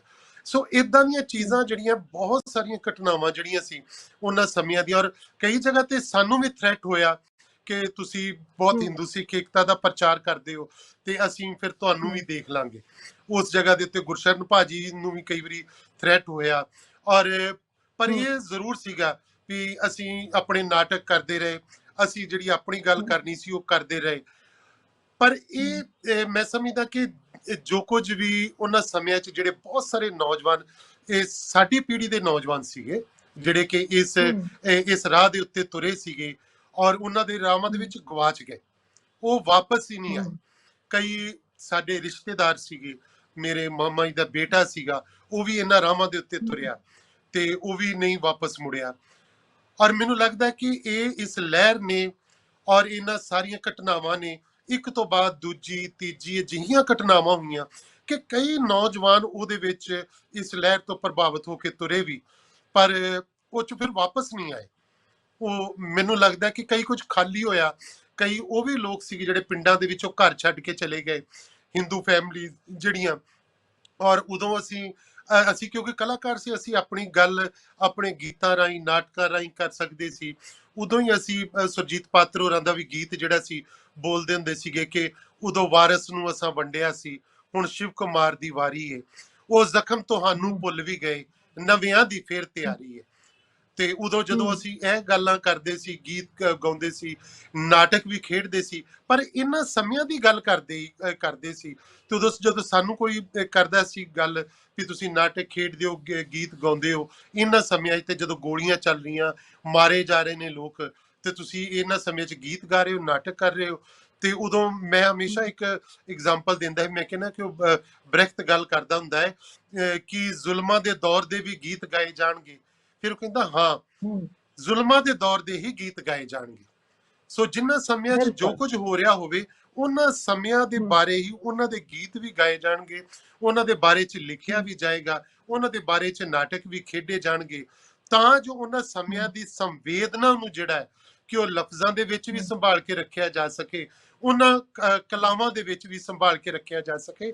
ਤੇ ਆਉਣ ਵਾਲੀਆਂ ਜਿਹੜੀਆਂ ਨਸਲਾਂ ਨੇ, ਆਉਣ ਵਾਲੀਆਂ ਜਿਹੜੀਆਂ ਪੀੜ੍ਹੀਆਂ ਨੇ, ਉਹਨਾਂ ਸਮਿਆਂ ਦੇ ਉਸ ਸੱਚ ਨੂੰ, ਉਸ ਸੰਤਾਪ ਨੂੰ ਜਿਹੜਾ ਉਸ ਨੂੰ ਵੇਖ ਵੀ ਸਕਣ, ਔਰ ਉਤੋਂ ਕੁਝ ਸਿੱਖ ਵੀ ਸਕਣ, ਤਾਂ ਜੋ ਜ਼ਿੰਦਗੀ ਦੇ ਵਿੱਚ ਦੁਬਾਰਾ ਅਜਿਹੇ ਜਿਹੜੇ ਸੰਤਾਪ ਹੈ ਉਹ ਵੇਖਣੇ ਨਾ ਪੈਣ। ਹਾਂ, ਜਿਸ ਤਰ੍ਹਾਂ ਤੁਸੀਂ ਇਹ ਗੱਲ ਕੀਤੀ ਹੈ ਕਿ ਕਿਸ ਤਰ੍ਹਾਂ ਤੁਸੀਂ ਪਿੰਡਾਂ ਤੱਕ ਜਾਂਦੇ ਸੀ ਤੇ ਥ੍ਰੈਟ ਵੀ, ਧਮਕੀਆਂ ਵੀ ਹਮ ਮਿਲਦੀਆਂ ਰਹੀਆਂ ਤੁਹਾਨੂੰ ਵੀ, ਗੁਰਸ਼ਰਨ ਭਾਜੀ ਨੂੰ ਵੀ, ਤੇ ਹੋਰ ਕਲਾਕਾਰਾਂ ਨੂੰ ਵੀ, ਜਿਹੜੇ ਜਿਹੜੇ ਵੀ ਆਪਸੀ ਮਾਨਵੀ ਪ੍ਰੇਮ ਦੀ ਗੱਲ ਕਰਦੇ ਸੀ, ਮੁਹੱਬਤ ਦੀ ਗੱਲ ਕਰਦੇ ਸੀ, ਰਲ ਕੇ ਜਿਉਣ ਦੀ ਗੱਲ ਕਰਦੇ ਸੀ। ਸੁਭਾਵਕ ਹੈ ਕਿ ਕੁਝ ਧਿਰਾਂ ਨੂੰ ਉਹ ਬਹੁਤਾ ਹਮ ਵਾਰਾ ਨਹੀਂ ਸੀ ਖਾ ਰਿਹਾ। ਤੇ ਕੀ ਤੁਸੀਂ ਮੰਨਦੇ ਹੋ ਕਿ ਕਲਾ ਜੋ ਆਪਣੇ ਆਪ 'ਚ ਇੱਕ ਦਸਤਾਵੇਜ਼ ਸੰਭਾਲ ਕੇ ਰੱਖਦੀ ਹੈ, ਕਲਾ ਜੋ ਇੱਕ ਇਤਿਹਾਸ ਆਪਣੇ ਅੰਦਰ ਸਮੋ ਕੇ ਰੱਖਦੀ ਹੈ, ਮਨੁੱਖੀ ਇਤਿਹਾਸ, ਆਪਣੇ ਸਮੇਂ ਦਾ ਇਤਿਹਾਸ, ਤੇ ਕਲਾਕਾਰ ਦੀ ਸਿਆਸਤ ਵਿੱਚ ਕਿੰਨੀ ਕੁ ਦਖਲ ਅੰਦਾਜ਼ੀ ਸੰਭਵ ਹੈ ਕਿ ਉਹ ਇਹੋ ਜਿਹੇ ਕਾਂਡ ਹੋਣ ਤੋਂ ਰੋਕਣ ਵਿੱਚ ਕੁਝ ਨਾ ਕੁਝ ਆਪਣੀ ਭੂਮਿਕਾ ਨਿਭਾ ਸਕੇ? ਤੁਸੀਂ ਮੈਂ ਕਿੰਨਾ ਸਮਝਦਾ ਕੁ ਸੰਭਾਵਨਾ, ਕਲਾਕਾਰ, ਕਿੰਨੀ ਕੁ ਸਪੇਸ, ਕਿੰਨੀ ਕੁ ਮੰਨਦੇ ਹੋ? ਮੈਂ ਜੀ ਸਮਝਦਾ ਜੀ ਜੀ। ਬਹੁਤ ਸਪੇਸ ਹੈ। ਮੈਂ ਕਹਿੰਦਾ ਕਿ ਹਮ, ਕਲਾਕਾਰ ਨੂੰ ਬਿਲਕੁਲ, ਦੇਖੋ ਰਾਜਨੀਤੀ ਸਾਡੀ ਜ਼ਿੰਦਗੀ ਦਾ ਹਿੱਸਾ ਹੈ, ਸਿਆਸਤ ਸਾਡੀ ਜ਼ਿੰਦਗੀ ਦਾ ਹਮ, ਹਿੱਸਾ ਹੈ। ਅਸੀਂ ਜੋ ਖਾਣਾ ਹਮ, ਖਾਂਦੇ ਆ, ਅਸੀਂ ਜੋ ਚੀਜ਼ਾਂ ਖਰੀਦਦੇ ਹਮ, ਆ, ਜੋ ਕੱਪੜੇ ਪਾਉਂਦੇ ਆ, ਜੋ ਅਸੀਂ ਘੜੀਆਂ ਹਮ, ਬੰਨਦੇ ਆ, ਕਿਤਾਬਾਂ ਖਰੀਦਦੇ ਆ, ਕਿਸੇ ਵੀ ਤਰ੍ਹਾਂ ਦੀ ਹਮ, ਅਸੀਂ ਆਪਣੇ ਘਰ ਬਣਾਉਨੇ ਆ ਕਿ ਇਹਨਾਂ ਦਾ ਹਮ, ਫੈਸਲਾ ਰਾਜਨੀਤੀਵਾਨ ਨਹੀਂ ਕਰਦੇ। ਜੇਕਰ ਉਹਨਾਂ ਦਾ ਫੈਸਲਾ ਰਾਜਨੀਤੀਵਾਨ ਕਰਦੇ ਆ, ਸਾਡੀ ਜ਼ਿੰਦਗੀ ਦੀਆਂ ਸਾਰੀਆਂ ਹਮ, ਲੋੜਾਂ ਦਾ ਫੈਸਲਾ ਰਾਜਨੀਤੀਵਾਨ ਕਰਦੇ ਆ, ਤੇ ਫਿਰ ਕਲਾਕਾਰਾਂ ਦਾ ਵੀ ਹਮ, ਫਰਜ਼ ਬਣਦਾ ਹੈ ਕਿ ਉਹ ਰਾਜਨੀਤੀ ਦੇ ਵਿੱਚ ਹਿੱਸਾ ਲੈਣ, ਉਹਨਾਂ ਰਾਜਨੀਤੀ ਦੇ ਉੱਤੇ ਹਮ, ਟਿੱਪਣੀ ਕਰਨ। ਜਿੱਥੇ ਵੀ ਕੁਝ ਗਲਤ ਹੋ ਹਮ, ਰਿਹਾ ਹਮ, ਵਾ ਸਿਆਸਤ ਦੇ ਵਿੱਚ, ਕਿਧਰ ਵੀ ਹਮ, ਕੁਝ ਗਲਤ ਹੋ ਰਿਹਾ, ਤੇ ਉਹਦੇ ਵਿੱਚ ਇਹ ਕਹਿ ਦੇਣਾ ਕਿ ਮੈਂ ਉਹਨਾਂ ਲੋਕਾਂ ਨੂੰ ਜਾਂ ਕਲਾਕਾਰਾਂ ਨੂੰ, ਮੈਂ ਕਦੀ ਵੀ, ਮੈਂ ਕਹਿੰਦਾ ਨਾ ਕਿ ਬਹੁਤ ਹੀ ਇਹ ਲੋਕ ਮੌਕਾ ਪ੍ਰਸਤ ਨੇ ਜਿਹੜੇ ਕਹਿੰਦੇ ਨੇ ਕਿ ਸਾਡਾ ਰਾਜਨੀਤੀ ਨਾਲ ਕੋਈ ਲੈਣਾ ਦੇਣਾ ਨਹੀਂ। ਰਾਜਨੀਤੀ ਨਾਲ ਲੈਣਾ ਦੇਣਾ ਹੈ। ਰਾਜਨੀਤੀ ਨਾਲ ਹਮ, ਲੈਣਾ ਦੇਣਾ ਹੁੰਦਾ ਹੈ ਤਾਂ ਹੀ ਤੁਸੀਂ ਜ਼ਿੰਦਗੀ ਦੇ ਵਿੱਚ ਹੁੰਦੇ ਹੋ, ਕਿਉਂਕਿ ਉਹ ਉਦਾਂ ਤੇ ਹਮ, ਤੁਸੀਂ ਬਿਲਕੁਲ ਉਦਾਂ ਜ਼ਿੰਦਗੀ ਕੀ ਹੈ। ਤੁਸੀਂ ਜਦੋਂ ਵੋਟ ਪਾਉਂਦੇ ਹੋ ਤਾਂ ਕੀ ਤੁਸੀਂ ਰਾਜਨੀਤੀ ਦਾ ਹਿੱਸਾ ਨਹੀਂ ਬਣਦੇ? ਤੁਸੀਂ ਬਿਲਕੁਲ ਜਦੋਂ ਬੱਸਾਂ ਦੇ, ਜਦ ਤੁਸੀਂ ਟੈਕਸ ਦਿੰਦੇ ਹੋ ਆਪਣੇ ਸਾਰੇ ਬੱਸਾਂ ਦੇ ਵਿੱਚ, ਤੁਸੀਂ ਟਿਕਟਾਂ ਖਰੀਦਦੇ ਹੋ, ਹਵਾਈ ਜਹਾਜ਼ਾਂ ਸਫ਼ਰ ਕਰਦੇ ਹੋ, ਕਿਹੜੀ ਚੀਜ਼ ਹੈ ਜਿਹੜੀ ਕਿ ਰਾਜਨੀਤੀ ਨਾਲ ਨਹੀਂ ਜੁੜੀ ਹੋਈ? ਔਰ ਸਾਡੀ ਬਿਲਕੁਲ ਅਸੀਂ ਮੈਂ ਬਿਲਕੁਲ ਨਹੀਂ, ਮੈਂ ਸਮਝਦਾ, ਮੈਂ ਕਹਿੰਦਾ ਕਲਾਕਾਰ ਨੂੰ ਰਾਜਨੀਤੀ ਬਾਰੇ ਜਾਣਕਾਰੀ ਹੋਣੀ ਚਾਹੀਦੀ ਹੈ, ਉਹਨੂੰ ਜਾਣਕਾਰੀ ਹੋਣੀ ਬਿਲਕੁਲ ਚਾਹੀਦੀ ਹੈ, ਉਹਨੂੰ ਰਾਜਨੀਤੀ ਵਿੱਚ ਹਮ, ਦਖਲ ਅੰਦਾਜ਼ੀ ਕਰਨੀ ਚਾਹੀਦੀ ਹੈ, ਉਹਨੂੰ ਪਤਾ ਹੋਣਾ ਚਾਹੀਦਾ ਹਮ, ਕਿ ਸਾਡੇ ਸਮਿਆਂ ਦਾ ਕੌਣ ਨੇਤਾ ਹੈ, ਅਭਿਨੇਤਾ ਹੈ, ਜਾਂ ਕੌਣ ਸਾਡੇ ਵਿਲਨ ਹੈ ਸਾਡੇ ਸਮਿਆਂ ਦਾ, ਜਿਹੜਾ ਕਿ ਅਸੀਂ ਹਮ, ਕਿਹਦੇ ਹਮ, ਬਾਰੇ ਗੱਲ ਕਰ ਰਹੇ ਹਾਂ ਔਰ ਕਿਵੇਂ ਦੀ ਗੱਲ ਕਰ ਰਹੇ ਹਾਂ। ਸੋ ਮੈਂ ਸਮਝਦਾ ਕਿ ਇਹ ਹਮ, ਸਮਿਆਂ ਦੇ ਵਿੱਚ, ਬੇਸ਼ੱਕ ਅੱਜ ਦੇ ਸਮਿਆਂ ਦੇ ਵਿੱਚ ਵੀ ਅਸੀਂ ਤੁਰ ਪਈਏ, ਜਾਂ ਉਹਨਾਂ ਸਮਿਆਂ ਦੇ ਹਮ, ਵਿੱਚ ਵੀ ਅਸੀਂ ਤਾਂ ਸਿੱਧੇ ਤੌਰ ਦੇ ਉੱਤੇ ਉਹਨਾਂ ਸਮਿਆਂ ਦੇ ਵਿੱਚ, ਹਾਲਾਂਕਿ ਮੈਂ ਖਾਲਸਾ ਕਾਲਜ ਚ ਪੜ੍ਹਦਾ ਸੀ ਜਦੋਂ 81 82 83, ਔਰ ਬਹੁਤ ਸਾਰੇ ਨੌਜਵਾਨ ਸੀ ਉਹ ਉਹਨਾਂ ਸਮਿਆਂ ਦੇ ਵਿੱਚ ਜਿਹੜੇ ਕਿ ਨੌਜਵਾਨ ਲਹਿਰ ਦੇ ਆਗੂ ਸੀਗੇ, ਉਹ ਖਾਲਸਾ ਕਾਲਜ ਤੋਂ ਹਮ, ਸੀਗੇ। ਔਰ ਉਹਨਾਂ ਨੇ ਵੀ ਹਮ, ਸਾਡੇ ਬੜੇ ਸਾਰੇ, ਅਸੀਂ ਛੋਟੇ ਸਾਹਿਬਜ਼ਾਦਿਆਂ ਬਾਰੇ ਨਾਟਕ ਕਰਦੇ ਸੀ, ਅਸੀਂ ਸ਼੍ਰੀ ਗੁਰੂ ਨਾਨਕ ਹਮ, ਦੇਵ ਜੀ ਬਾਰੇ ਨਾਟਕ ਕਰਦੇ ਸੀਗੇ।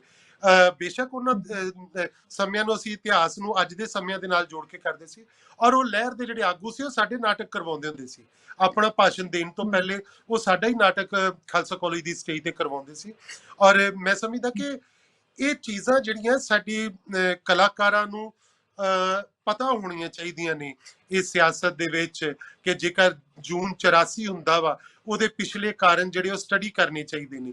ਜੇਕਰ ਜੂਨ ਬਿਲਕੁਲ 84 ਹੁੰਦਾ ਤੇ ਉਸ ਤੋਂ ਬਾਅਦ ਜੇਕਰ ਦਿੱਲੀ ਦੇ ਵਿੱਚ ਕਤਲੇਆਮ ਹੁੰਦਾ ਵਾ, ਤੇ ਉਹਦੇ ਬਾਰੇ ਵੀ ਪਤਾ ਹਮ, ਹੋਣਾ ਚਾਹੀਦਾ। ਅਸੀਂ ਤੇ ਉਹਦੇ ਬਾਰੇ ਵੀ ਹਮ, ਨਾਟਕ ਕਰਦੇ ਸੀਗੇ, ਅਸੀਂ ਉਹਦੇ ਬਾਰੇ ਵੀ ਖੁੱਲ ਕੇ ਬੋਲਦੇ, ਭਾਜੀ ਤਾਂ ਬਹੁਤ ਖੁੱਲ ਕੇ ਬੋਲਦੇ ਸੀਗੇ ਕਿ ਬਾਬਾ ਬੋਲਦਾ ਹੈ ਹਮ, ਵਰਗਾ ਨਾਟਕ ਜਿਹੜਾ ਅਸੀਂ ਜਦੋਂ ਕੀਤਾ ਹਮ, ਸਾਰੀ ਹਮ, ਦਿੱਲੀ ਦੇ ਵਿੱਚ ਹੀ, ਵੀ ਕੀ ਕੁਝ ਹੋਇਆ ਉਸ ਵੇਲੇ, ਸਾਰੇ ਸਿੱਖ ਸਮੁਦਾਇ ਦੇ ਨਾਲ ਜੋ ਕੁਝ, ਕਿਵੇਂ ਕਤਲੇਆਮ ਹੋਇਆ, ਕਿਵੇਂ ਇਹ ਸਾਰੀ ਪਲੈਨਿੰਗ ਦੇ ਨਾਲ ਕੀ ਕੁਝ ਹੋ ਰਿਹਾ ਸੀ, ਤੇ ਉਹਦੇ ਬਾਰੇ ਬੜੀ ਹਮ, ਓਪਨ ਦੇ ਵਿੱਚ ਗੱਲ ਕਰਦੇ ਸੀ। ਅੱਜ ਵੀ ਜਦੋਂ ਮੈਂ ਹੁਣ ਵੀ ਬੈਕ ਦੇ ਵਿੱਚ ਜਾ ਕੇ ਦੇਖਦਾ ਵਾਂ, ਤੇ ਮੈਨੂੰ ਕਈ ਵਾਰੀ ਉਹ ਕਹਾਣੀਆਂ 84 ਦੀਆਂ ਜਾਂ ਉਹਨਾਂ ਸਮਿਆਂ ਦੀਆਂ ਦਿੱਲੀ ਦੰਗਿਆਂ ਦੀ ਤੇ ਨਹੀਂ, ਕਤਲੇਆਮ ਦੀਆਂ ਜਿਹੜੀਆਂ ਕਹਾਣੀਆਂ ਸੀਗੀਆਂ, ਉਹ ਅੱਜ ਵੀ ਜਦੋਂ ਅਸੀਂ ਹਮ, ਪੜ੍ਹਦੇ ਹਾਂ ਤੇ ਇੱਕਦਮ ਐਕਚੁਅਲੀ ਉਹ ਸਮਾਂ ਵੀ ਜਿਹੜਾ ਸੀ, ਉਹ ਅਸੀਂ ਬੰਬੇ ਦੇ ਵਿੱਚ ਅਸੀਂ ਸੇਮ ਡੇ ਪਹੁੰਚੇ ਸੀ ਜਦੋਂ ਇਹ ਸਾਰਾ ਕਤਲੇਆਮ ਸ਼ੁਰੂ ਹੋਇਆ, ਤੇ ਅਸੀਂ ਵੀ ਉਹਦੇ ਵਿੱਚ ਘਿਰ ਗਏ ਸੀਗੇ। ਉਹ ਇੱਕ ਵੱਖਰੀ ਸਟੋਰੀ ਹੈ, ਬਿਲਕੁਲ। ਅਸੀਂ ਕਹਿ ਲਓ ਕਿ ਉਹ ਵੀ ਸਮਾਂ ਆਪਣੇ ਉੱਤੇ ਹੰਢਾਇਆ ਹੋਇਆ ਸੀ ਕਲਾਕਾਰਾਂ ਨੇ। ਤਾਂ ਅਸੀਂ ਉਸ ਦਿਨ ਬੰਬੇ ਹਮ, ਪਹੁੰਚੇ ਸੀ ਜਦੋਂ ਇਹ ਸਾਰਾ ਹਮ, ਕਤਲੇਆਮ ਸਿੱਖਾਂ ਦਾ ਸ਼ੁਰੂ ਹੋਇਆ, ਹਮ, ਤੇ ਅਸੀਂ ਉੱਥੇ ਕਿਵੇਂ ਹਮ, ਘਿਰੇ ਤੇ ਕਿਵੇਂ ਬਚੇ, ਉਹ ਇੱਕ ਅਲੱਗ ਸਟੋਰੀ ਹੈ। ਪਰ ਇਹ ਜਿਹੜੀ ਜੂਨ 84 ਵਾਲੀ ਹੈ, ਇਹ ਮੈਂ ਕਹਿੰਦਾ ਕਿ ਇਹ ਤੇ ਅਸੀਂ ਅੰਮ੍ਰਿਤਸਰ ਦੇ ਵਿੱਚ ਹੀ ਸੀ, ਇਹ ਸਾਡੇ ਘਰ 'ਚ ਹੋ ਰਿਹਾ ਸੀਗਾ, ਇਹ ਸਾਡੇ ਨਾਲ ਹੋ ਰਿਹਾ ਸੀਗਾ ਸਾਰਾ ਕੁਝ, ਤੇ ਇਸ ਹਮ, ਕਰਕੇ ਸਾਡੇ ਦਿਲਾਂ ਦੇ ਉੱਤੇ ਔਰ ਬੜੀ ਗਹਿਰੀ ਛਾਪ ਹੈ ਇਸ ਘਟਨਾ ਦੀ, ਜਿਹੜੀ ਕਿ ਜਿਹਨੂੰ ਅਸੀਂ ਕਦੀ ਵੀ ਭੁਲਾ ਨਹੀਂ ਸਕਦੇ। ਖਾਸ ਕਰਕੇ ਉਦੋਂ ਜਦੋਂ ਅਸੀਂ ਆਪਣੀ ਸੱਭਿਆਚਾਰਕ ਰਾਜਧਾਨੀ ਹੀ ਕਹਾਂਗੇ ਲਾਹੌਰ 47 ਬਿਲਕੁਲ। ਵੇਲੇ ਗਵਾ ਆਏ ਹਾਂ, ਤੇ ਲਾਹੌਰ ਸਾਡੇ ਤੋਂ ਦਵੀ ਜੀ, ਇੱਥੇ ਮੈਂ ਇੱਕ ਇੱਕ ਅੰਮ੍ਰਿਤਸਰ ਇੱਕ ਤੋਂ ਸੈਕਿੰਡ ਬਿਲਕੁਲ ਹੀ ਤੁਹਾਨੂੰ ਨੇੜੇ। ਮੈਂ, ਜੀ ਬਿਲਕੁਲ, ਜੀ ਮੈਂ ਜੀ ਤੁਹਾਨੂੰ ਜੀ ਹਾਂ ਜੀ ਇੱਕ ਇਹਦੇ ਨਾਲ ਪੁਆਇੰਟ ਜੋੜ ਕੇ ਦੱਸਣ ਲੱਗਾ ਕਿ ਸੱਭਿਆਚਾਰਕ ਰਾਜਧਾਨੀ ਵੇਖੋ ਕਿਵੇਂ ਬਣਦੀ ਹੈ ਅੰਮ੍ਰਿਤਸਰ, ਕਿ ਕਿਸੇ ਵੇਲੇ ਹਮ ਲਾਹੌਰ ਬਿਫੋਰ ਪਾਰਟੀਸ਼ਨ, ਜਿਹੜਾ ਲਾਹੌਰ ਤੇ ਅੰਮ੍ਰਿਤਸਰ ਇੱਕ ਹਮ, ਟਵਿਨ ਸਿਟੀ ਦੇ ਤੌਰ ਤੇ ਸੀਗੇ, ਪਰ ਜੀ ਇਹ ਬਾਅਦ ਵਿੱਚ ਪਾਰਟੀਸ਼ਨ ਨਾਲ ਦੋ ਸ਼ਹਿਰ ਬਣਦੇ ਆ, ਪਰ ਦੋਨੋਂ ਹੀ ਹਮ, ਸੱਭਿਆਚਾਰਕ ਤੌਰ ਤੇ ਬਹੁਤ ਹੀ ਸਟਰੋਂਗ ਸੀ। ਔਰ ਬਹੁਤ ਰਿਚ, ਬਹੁਤ 1895 ਚ ਜਿਹੜਾ, ਭਰਪੂਰ। ਮੈਂ ਤੁਹਾਨੂੰ ਬੜੀ ਹਮ ਇੱਕ ਗੱਲ ਦੱਸਦਾ ਕਿ 1895 ਚ ਇਤਿਹਾਸਕ ਤੌਰ ਤੇ ਜਿਹੜਾ ਪਹਿਲਾ ਨਾਟਕ ਕੀਤਾ ਗਿਆ, ਪਹਿਲਾ ਨਾਟਕ ਪੰਜਾਬੀ ਦਾ ਹੋਇਆ, ਉਹਦੇ ਦੋ ਸ਼ੋਅ ਹੋਏ, ਜੀ, ਇੱਕ ਅੰਮ੍ਰਿਤਸਰ ਚ ਹੋਇਆ, ਦੂਜਾ ਲਾਹੌਰ ਚ ਹੋਇਆ। ਹੁਣ ਤੁਸੀਂ ਵਾਹ ਦੇਖੋ ਜੀ ਵਾਹ। ਸਾਡੀਆਂ ਜੜ੍ਹਾਂ ਕਿੰਨੀਆਂ ਡੂੰਘੀਆਂ ਨੇ, ਕਿ ਹਮ ਅੰਮ੍ਰਿਤਸਰ ਚ ਟੈਂਪਰੈਂਸ ਹਾਲ ਹੁੰਦਾ ਸੀਗਾ, ਇਸ ਜਗ੍ਹਾ ਦੇ ਉੱਤੇ ਉਹਦਾ ਸ਼ੋਅ ਹੋਇਆ ਸੀ। ਹੁਣ ਉਹ ਜਗ੍ਹਾ ਹਾਲਗੇਟ ਦੇ ਸਾਹਮਣੇ ਜਿੱਥੇ ਪਿੰਕ ਪਲਾਜ਼ਾ ਹੈ, ਉੱਥੇ ਉਹ ਟੈਂਪਰੈਂਸ ਹਾਲ ਹੁੰਦਾ ਸੀਗਾ, ਔਰ ਬੜੀ ਹਿਸਟੋਰੀਕਲ ਜਗ੍ਹਾ ਸੀ। ਬਾਅਦ ਚ ਢਾ ਦਿੱਤਾ ਗਿਆ ਉਹ, ਜਦੋਂ ਕਿ ਉਹ ਢਾਉਣਾ ਨਹੀਂ ਸੀ ਚਾਹੀਦਾ, ਉਹ ਸਾਂਭਣ ਵਾਲੀ ਜਗ੍ਹਾ ਸੀ। ਤੇ ਪਰ ਇਹ ਲਾਹੌਰ ਤੇ ਅੰਮ੍ਰਿਤਸਰ ਦੀ ਇਹ ਸਾਂਝ ਸੀ ਕਿ ਲੋਕੀ ਇੱਕ ਦਿਨ ਚ ਟਰੈਵਲ ਕਰਕੇ, ਕਿਉਂਕਿ ਇੱਥੋਂ ਸਾਰਾ ਹੁਣ ਵੀ ਮੈਂ ਬਹੁਤ ਵਾਰੀ ਮੈਂ ਲਾਹੌਰ ਗਿਆ ਵਾਂ, ਮੈਂ ਨਾਟਕ ਕਰ, ਮੇਰੇ ਖਿਆਲ ਮੈਂ ਕੋਈ 15-20 ਸਾਲ ਲਗਾਤਾਰ ਜਾਂਦਾ ਰਿਹਾ ਵਾਂ। ਉੱਥੋਂ ਦੇ ਕਲਾਕਾਰਾਂ ਨੂੰ ਥੀਏਟਰ ਦੀ ਐਕਟਿੰਗ ਦੀ ਟ੍ਰੇਨਿੰਗ ਦੇਣ ਵੀ ਜਾਂਦਾ ਰਿਹਾ, ਉਹ ਮੇਰੇ ਕੋਲ ਵੀ ਆਉਂਦੇ ਰਹੇ ਨੇ।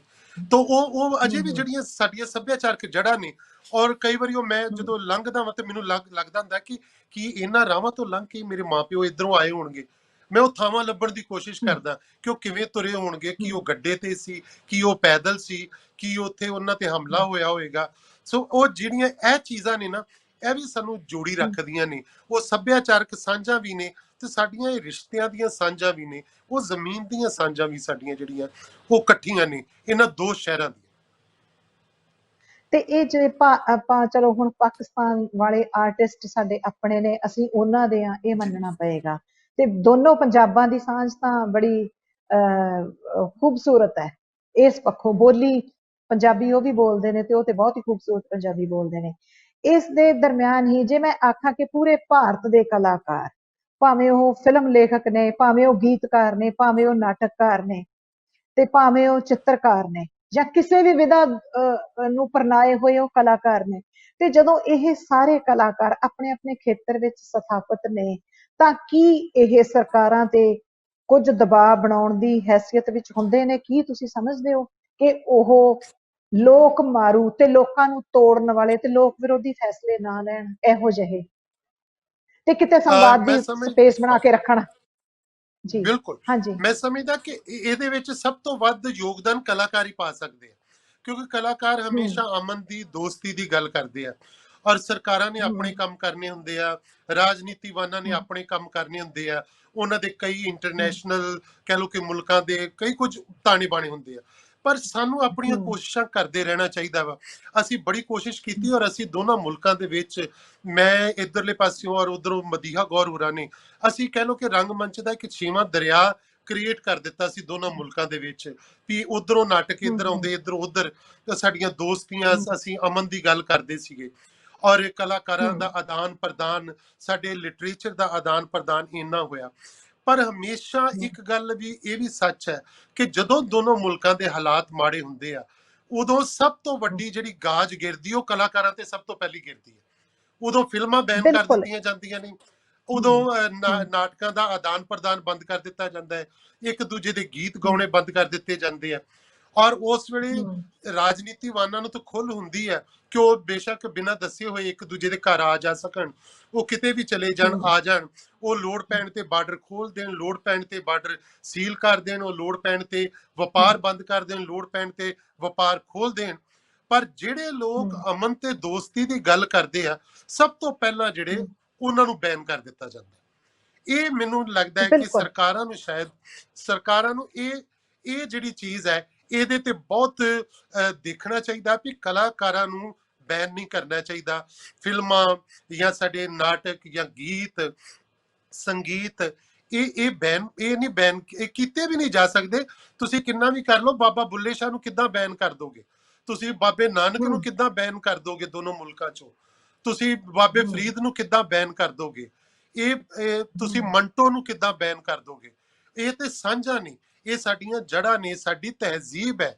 ਬਾਬਾ ਨਾਨਕ ਦੋਨਾਂ ਮੁਲਕਾਂ ਲਈ ਓਨਾ ਪਿਆਰਾ ਹੈ ਜਿੰਨਾ ਸਾਡੇ ਲਈ ਪਿਆਰਾ ਹੈ। ਬਾਬਾ ਨਾਨਕ ਉਸ ਮੁਲਕ ਦੇ ਵਿੱਚ ਵੀ ਓਨਾ ਹੀ ਬਾਬੇ ਨਾਨਕ ਦੇ ਨਾਮ ਦੇ ਉੱਤੇ ਜਿਹੜੇ ਨਾਮ ਲੇਵਾ ਨੇ। ਸੋ ਤੁਸੀਂ ਇਹਨਾਂ ਚੀਜ਼ਾਂ ਨੂੰ, ਸਾਡੇ ਸ਼ਬਦਾਂ ਨੂੰ, ਸਾਡੀ ਬਾਣੀ ਨੂੰ, ਸਾਡੇ ਗੀਤ ਸੰਗੀਤ ਨੂੰ, ਕਿ ਉਹ ਜਿਵੇਂ ਹਵਾਵਾਂ ਨੂੰ ਕਹਿ ਲਓ ਬੈਨ ਨਹੀਂ ਕੀਤਾ ਜਾ ਸਕਦਾ, ਉਦਾਂ ਹੀ ਤੁਸੀਂ ਇਹਨਾਂ ਤੇ ਬੰਦਿਸ਼ ਨਹੀਂ ਲਾ ਸਕਦੇ ਕਿ ਤੁਸੀਂ ਦਰਵਾਜ਼ੇ ਤਾਂ ਬੰਦ ਕਰ ਸਕਦੇ ਹੋ, ਤੁਸੀਂ ਦਰਵਾਜ਼ੇ ਲਾ ਸਕਦੇ ਹੋ। ਪਰ ਮੈਨੂੰ ਲੱਗਦਾ ਹੁੰਦਾ ਕਿ ਹੁਣ ਵਕਤ ਆ ਗਿਆ ਕਿ ਅਸੀਂ ਬੇਸ਼ੱਕ ਕਿ ਬਾਰਡਰ ਦੇ ਦਰਵਾਜ਼ੇ ਖੋਲੀਏ ਨਾ ਖੋਲੀਏ, ਪਰ ਸਾਨੂੰ ਦਿਲਾਂ ਦੇ ਦਰਵਾਜ਼ੇ ਜ਼ਰੂਰ ਖੋਲਣੇ ਚਾਹੀਦੇ, ਕਿਉਂਕਿ ਇਹ ਦਰਵਾਜ਼ੇ ਖੋਲਾਂਗੇ ਤੇ ਮੁਲਕਾਂ ਦੇ ਹਾਲਾਤ, ਔਰ ਦੋਨੋਂ ਮੁਲਕ ਹੀ ਅਸੀਂ ਜਿਹੋ ਜੀ ਜ਼ਿੰਦਗੀ ਹੰਢਾ ਰਹੇ ਹਾਂ, ਜਿੰਨਾ ਪੈਸਾ ਅਸੀਂ ਬੰਬਾਂ ਬੰਦੂਕਾਂ ਤੇ ਲਾਉਨੇ ਆ, ਮੈਨੂੰ ਲੱਗਦਾ ਹੈ ਕਿ ਚੰਗੀ ਜ਼ਿੰਦਗੀ ਤੇ ਲਾਉਣਾ ਚਾਹੀਦਾ, ਇਹ ਐਜੂਕੇਸ਼ਨ ਤੇ ਲੱਗਣਾ ਚਾਹੀਦਾ ਵਾ। ਅੱਜ ਦੇ ਸਮਿਆਂ 'ਚ ਜਦੋਂ ਅਸੀਂ ਕਰੋਨਾ ਸਮਿਆਂ 'ਚ ਬੈਠੇ ਆ, ਸਾਨੂੰ ਹੁਣ ਪਤਾ ਲੱਗ ਗਿਆ ਵਾ ਕਿ ਸਾਰੀ ਦੁਨੀਆ ਦੇ ਲੋਕ ਹੀ ਜਦੋਂ ਕੋਈ ਅਜਿਹਾ ਕੁਦਰਤੀ ਕਹਿਰ ਵਾਪਰਦਾ ਹੈ, ਫਿਰ ਉਸ ਕੁਦਰਤ ਵਾਸਤੇ ਸਾਰੇ ਬਰਾਬਰ ਹੋ ਜਾਂਦੇ ਨੇ। ਉੱਥੇ ਕੋਈ ਹਿੰਦੂ ਸਿੱਖ ਬਿਲਕੁਲ। ਮੁਸਲਮਾਨ ਨਹੀਂ ਹੈ, ਉਹਦੇ ਲਈ ਸਭ ਕੁਝ ਬਰਾਬਰ ਹਮ, ਹੈ। ਕੁਦਰਤ ਨੇ ਇਹ ਸਾਬਤ ਕਰ ਦਿੱਤਾ ਹੁਣ ਸਾਡੇ ਲਈ। ਤੇ ਸਾਨੂੰ, ਮੈਨੂੰ ਬਿਲਕੁਲ। ਲੱਗਦਾ ਕਿ ਸਾਨੂੰ ਇਹ ਦਿਲਾਂ ਦੇ ਦਰਵਾਜ਼ੇ ਅਸੀਂ ਖੋਲੀਏ, ਤਾਂ ਜੋ ਜਿਹੜੀਆਂ ਕੁਦਰਤੀ ਆਫਤਾਂ ਨੇ ਉਹਨਾਂ ਦੇ ਨਾਲ ਵੀ ਜਿਹੜਾ ਮਿਲ ਕੇ ਲੜਿਆ ਜਾ ਸਕਦਾ।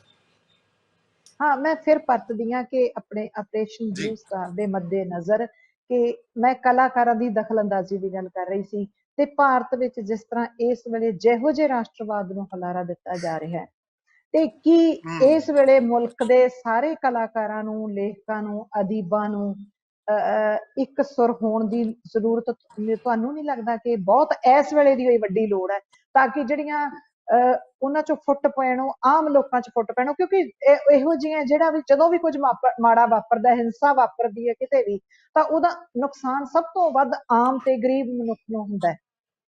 ਤੇ ਆਮ ਤੇ ਗਰੀਬ ਮੈਂ ਮਨੁੱਖ ਨੂੰ ਬਚਾਉਣ ਲਈ ਬਿਲਕੁਲ ਸਿਰਫ ਕਲਾਕਾਰ ਹੀ ਸੋਚ ਸਕਦੇ ਨੇ ਮਾੜਾ ਮੋਟਾ, ਤੇ ਜਾਂ ਹਸਾਸਮੰਦ ਇਨਸਾਨ। ਬਿਲਕੁਲ।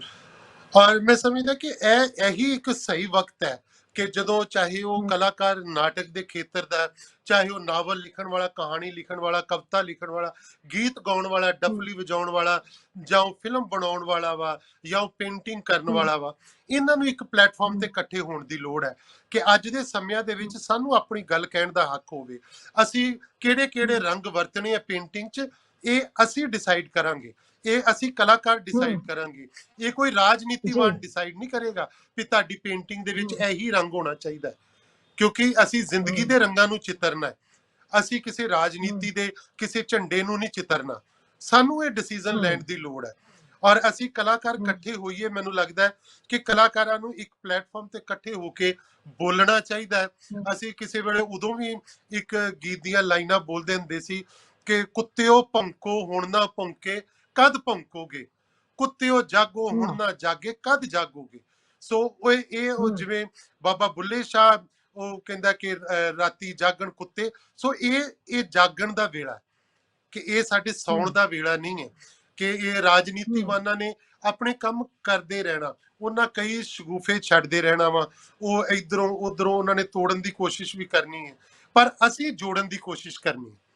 ਸੋ ਇਹ ਸਾਡੇ ਕਲਾਕਾਰਾਂ ਤੇ ਕਲਮਕਾਰਾਂ ਨੇ ਜਿਹੜਾ ਕਿ ਇਹ ਸਾਰਾ ਕੁਝ ਇੱਕ ਜ਼ਿੰਦਗੀ ਦਾ ਚਿੱਤਰ ਇਹੋ ਜਿਹਾ ਬਣਾਉਣਾ ਕਿ ਜਿਹਨੂੰ ਵੇਖ ਕੇ ਸਾਡੀਆਂ ਆਉਣ ਵਾਲੀਆਂ ਨਸਲਾਂ ਜਿਹੜੀਆਂ ਉਹ ਤੇ ਮਾਣ ਕਰ ਸਕਣ ਕਿ ਹਾਂ, ਕਿ ਜਦੋਂ ਇਹ ਸਾਰਾ ਕੁਝ ਹੋ ਰਿਹਾ ਸੀਗਾ, ਉਸ ਵੇਲੇ ਸਾਡੇ ਜਿਹੜੇ ਕਲਮ ਵਾਲੇ ਸੀਗੇ, ਕਲਾਕਾਰ ਸੀਗੇ, ਉਹ ਇਕੱਠੇ ਸੀ ਤੇ ਉਹਨਾਂ ਨੇ ਖੂਬਸੂਰਤ ਜ਼ਿੰਦਗੀ ਦਾ ਚਿੱਤਰ ਜਿਹੜਾ ਸੀ ਉਹ ਬਣਾਇਆ ਸੀਗਾ।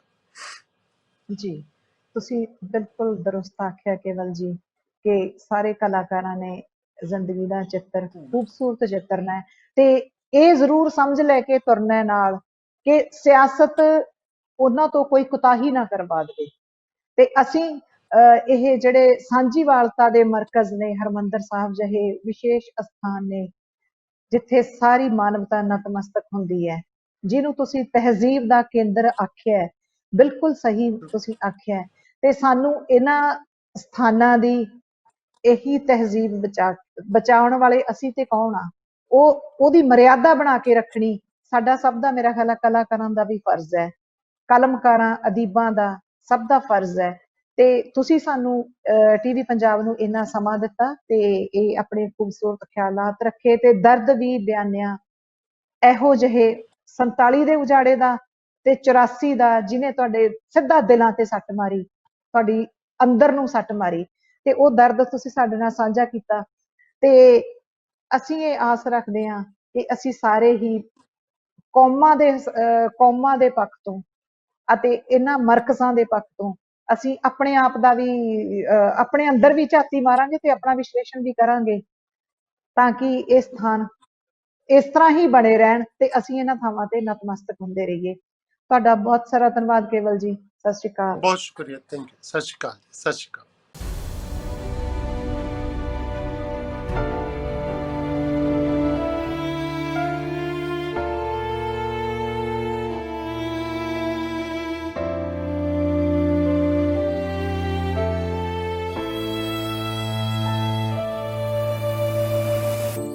ਸਤਿ ਸ਼੍ਰੀ ਅਕਾਲ ਜੀ, ਮੈਂ ਨਿਰਮਲ ਮਾਨ ਪੂਰਾ ਟੈਕਸ ਸੈਟਲਮੈਂਟ ਤੋਂ। ਇਹ ਤੁਸੀਂ ਵੀਡੀਓ ਦੇਖ ਰਹੇ ਸੀ ਟੀਵੀ ਪੰਜਾਬ ਦੇ ਉੱਤੇ। ਇਹੋ ਜਿਹੇ ਹੋਰ ਜਾਣਕਾਰੀ ਭਰਪੂਰ ਵੀਡੀਓ ਦੇਖਣ ਵਾਸਤੇ ਟੀਵੀ ਪੰਜਾਬ ਦੇ ਚੈਨਲ ਨੂੰ ਸਬਸਕ੍ਰਾਈਬ ਕਰੋ ਤੇ ਨਾਲ ਹੇਠ ਦਿੱਤੇ ਹੋਏ ਬੈਲ ਆਈਕਨ ਦੇ ਬਟਨ ਦਬਾਓ। ਸਤਿ ਸ਼੍ਰੀ ਅਕਾਲ।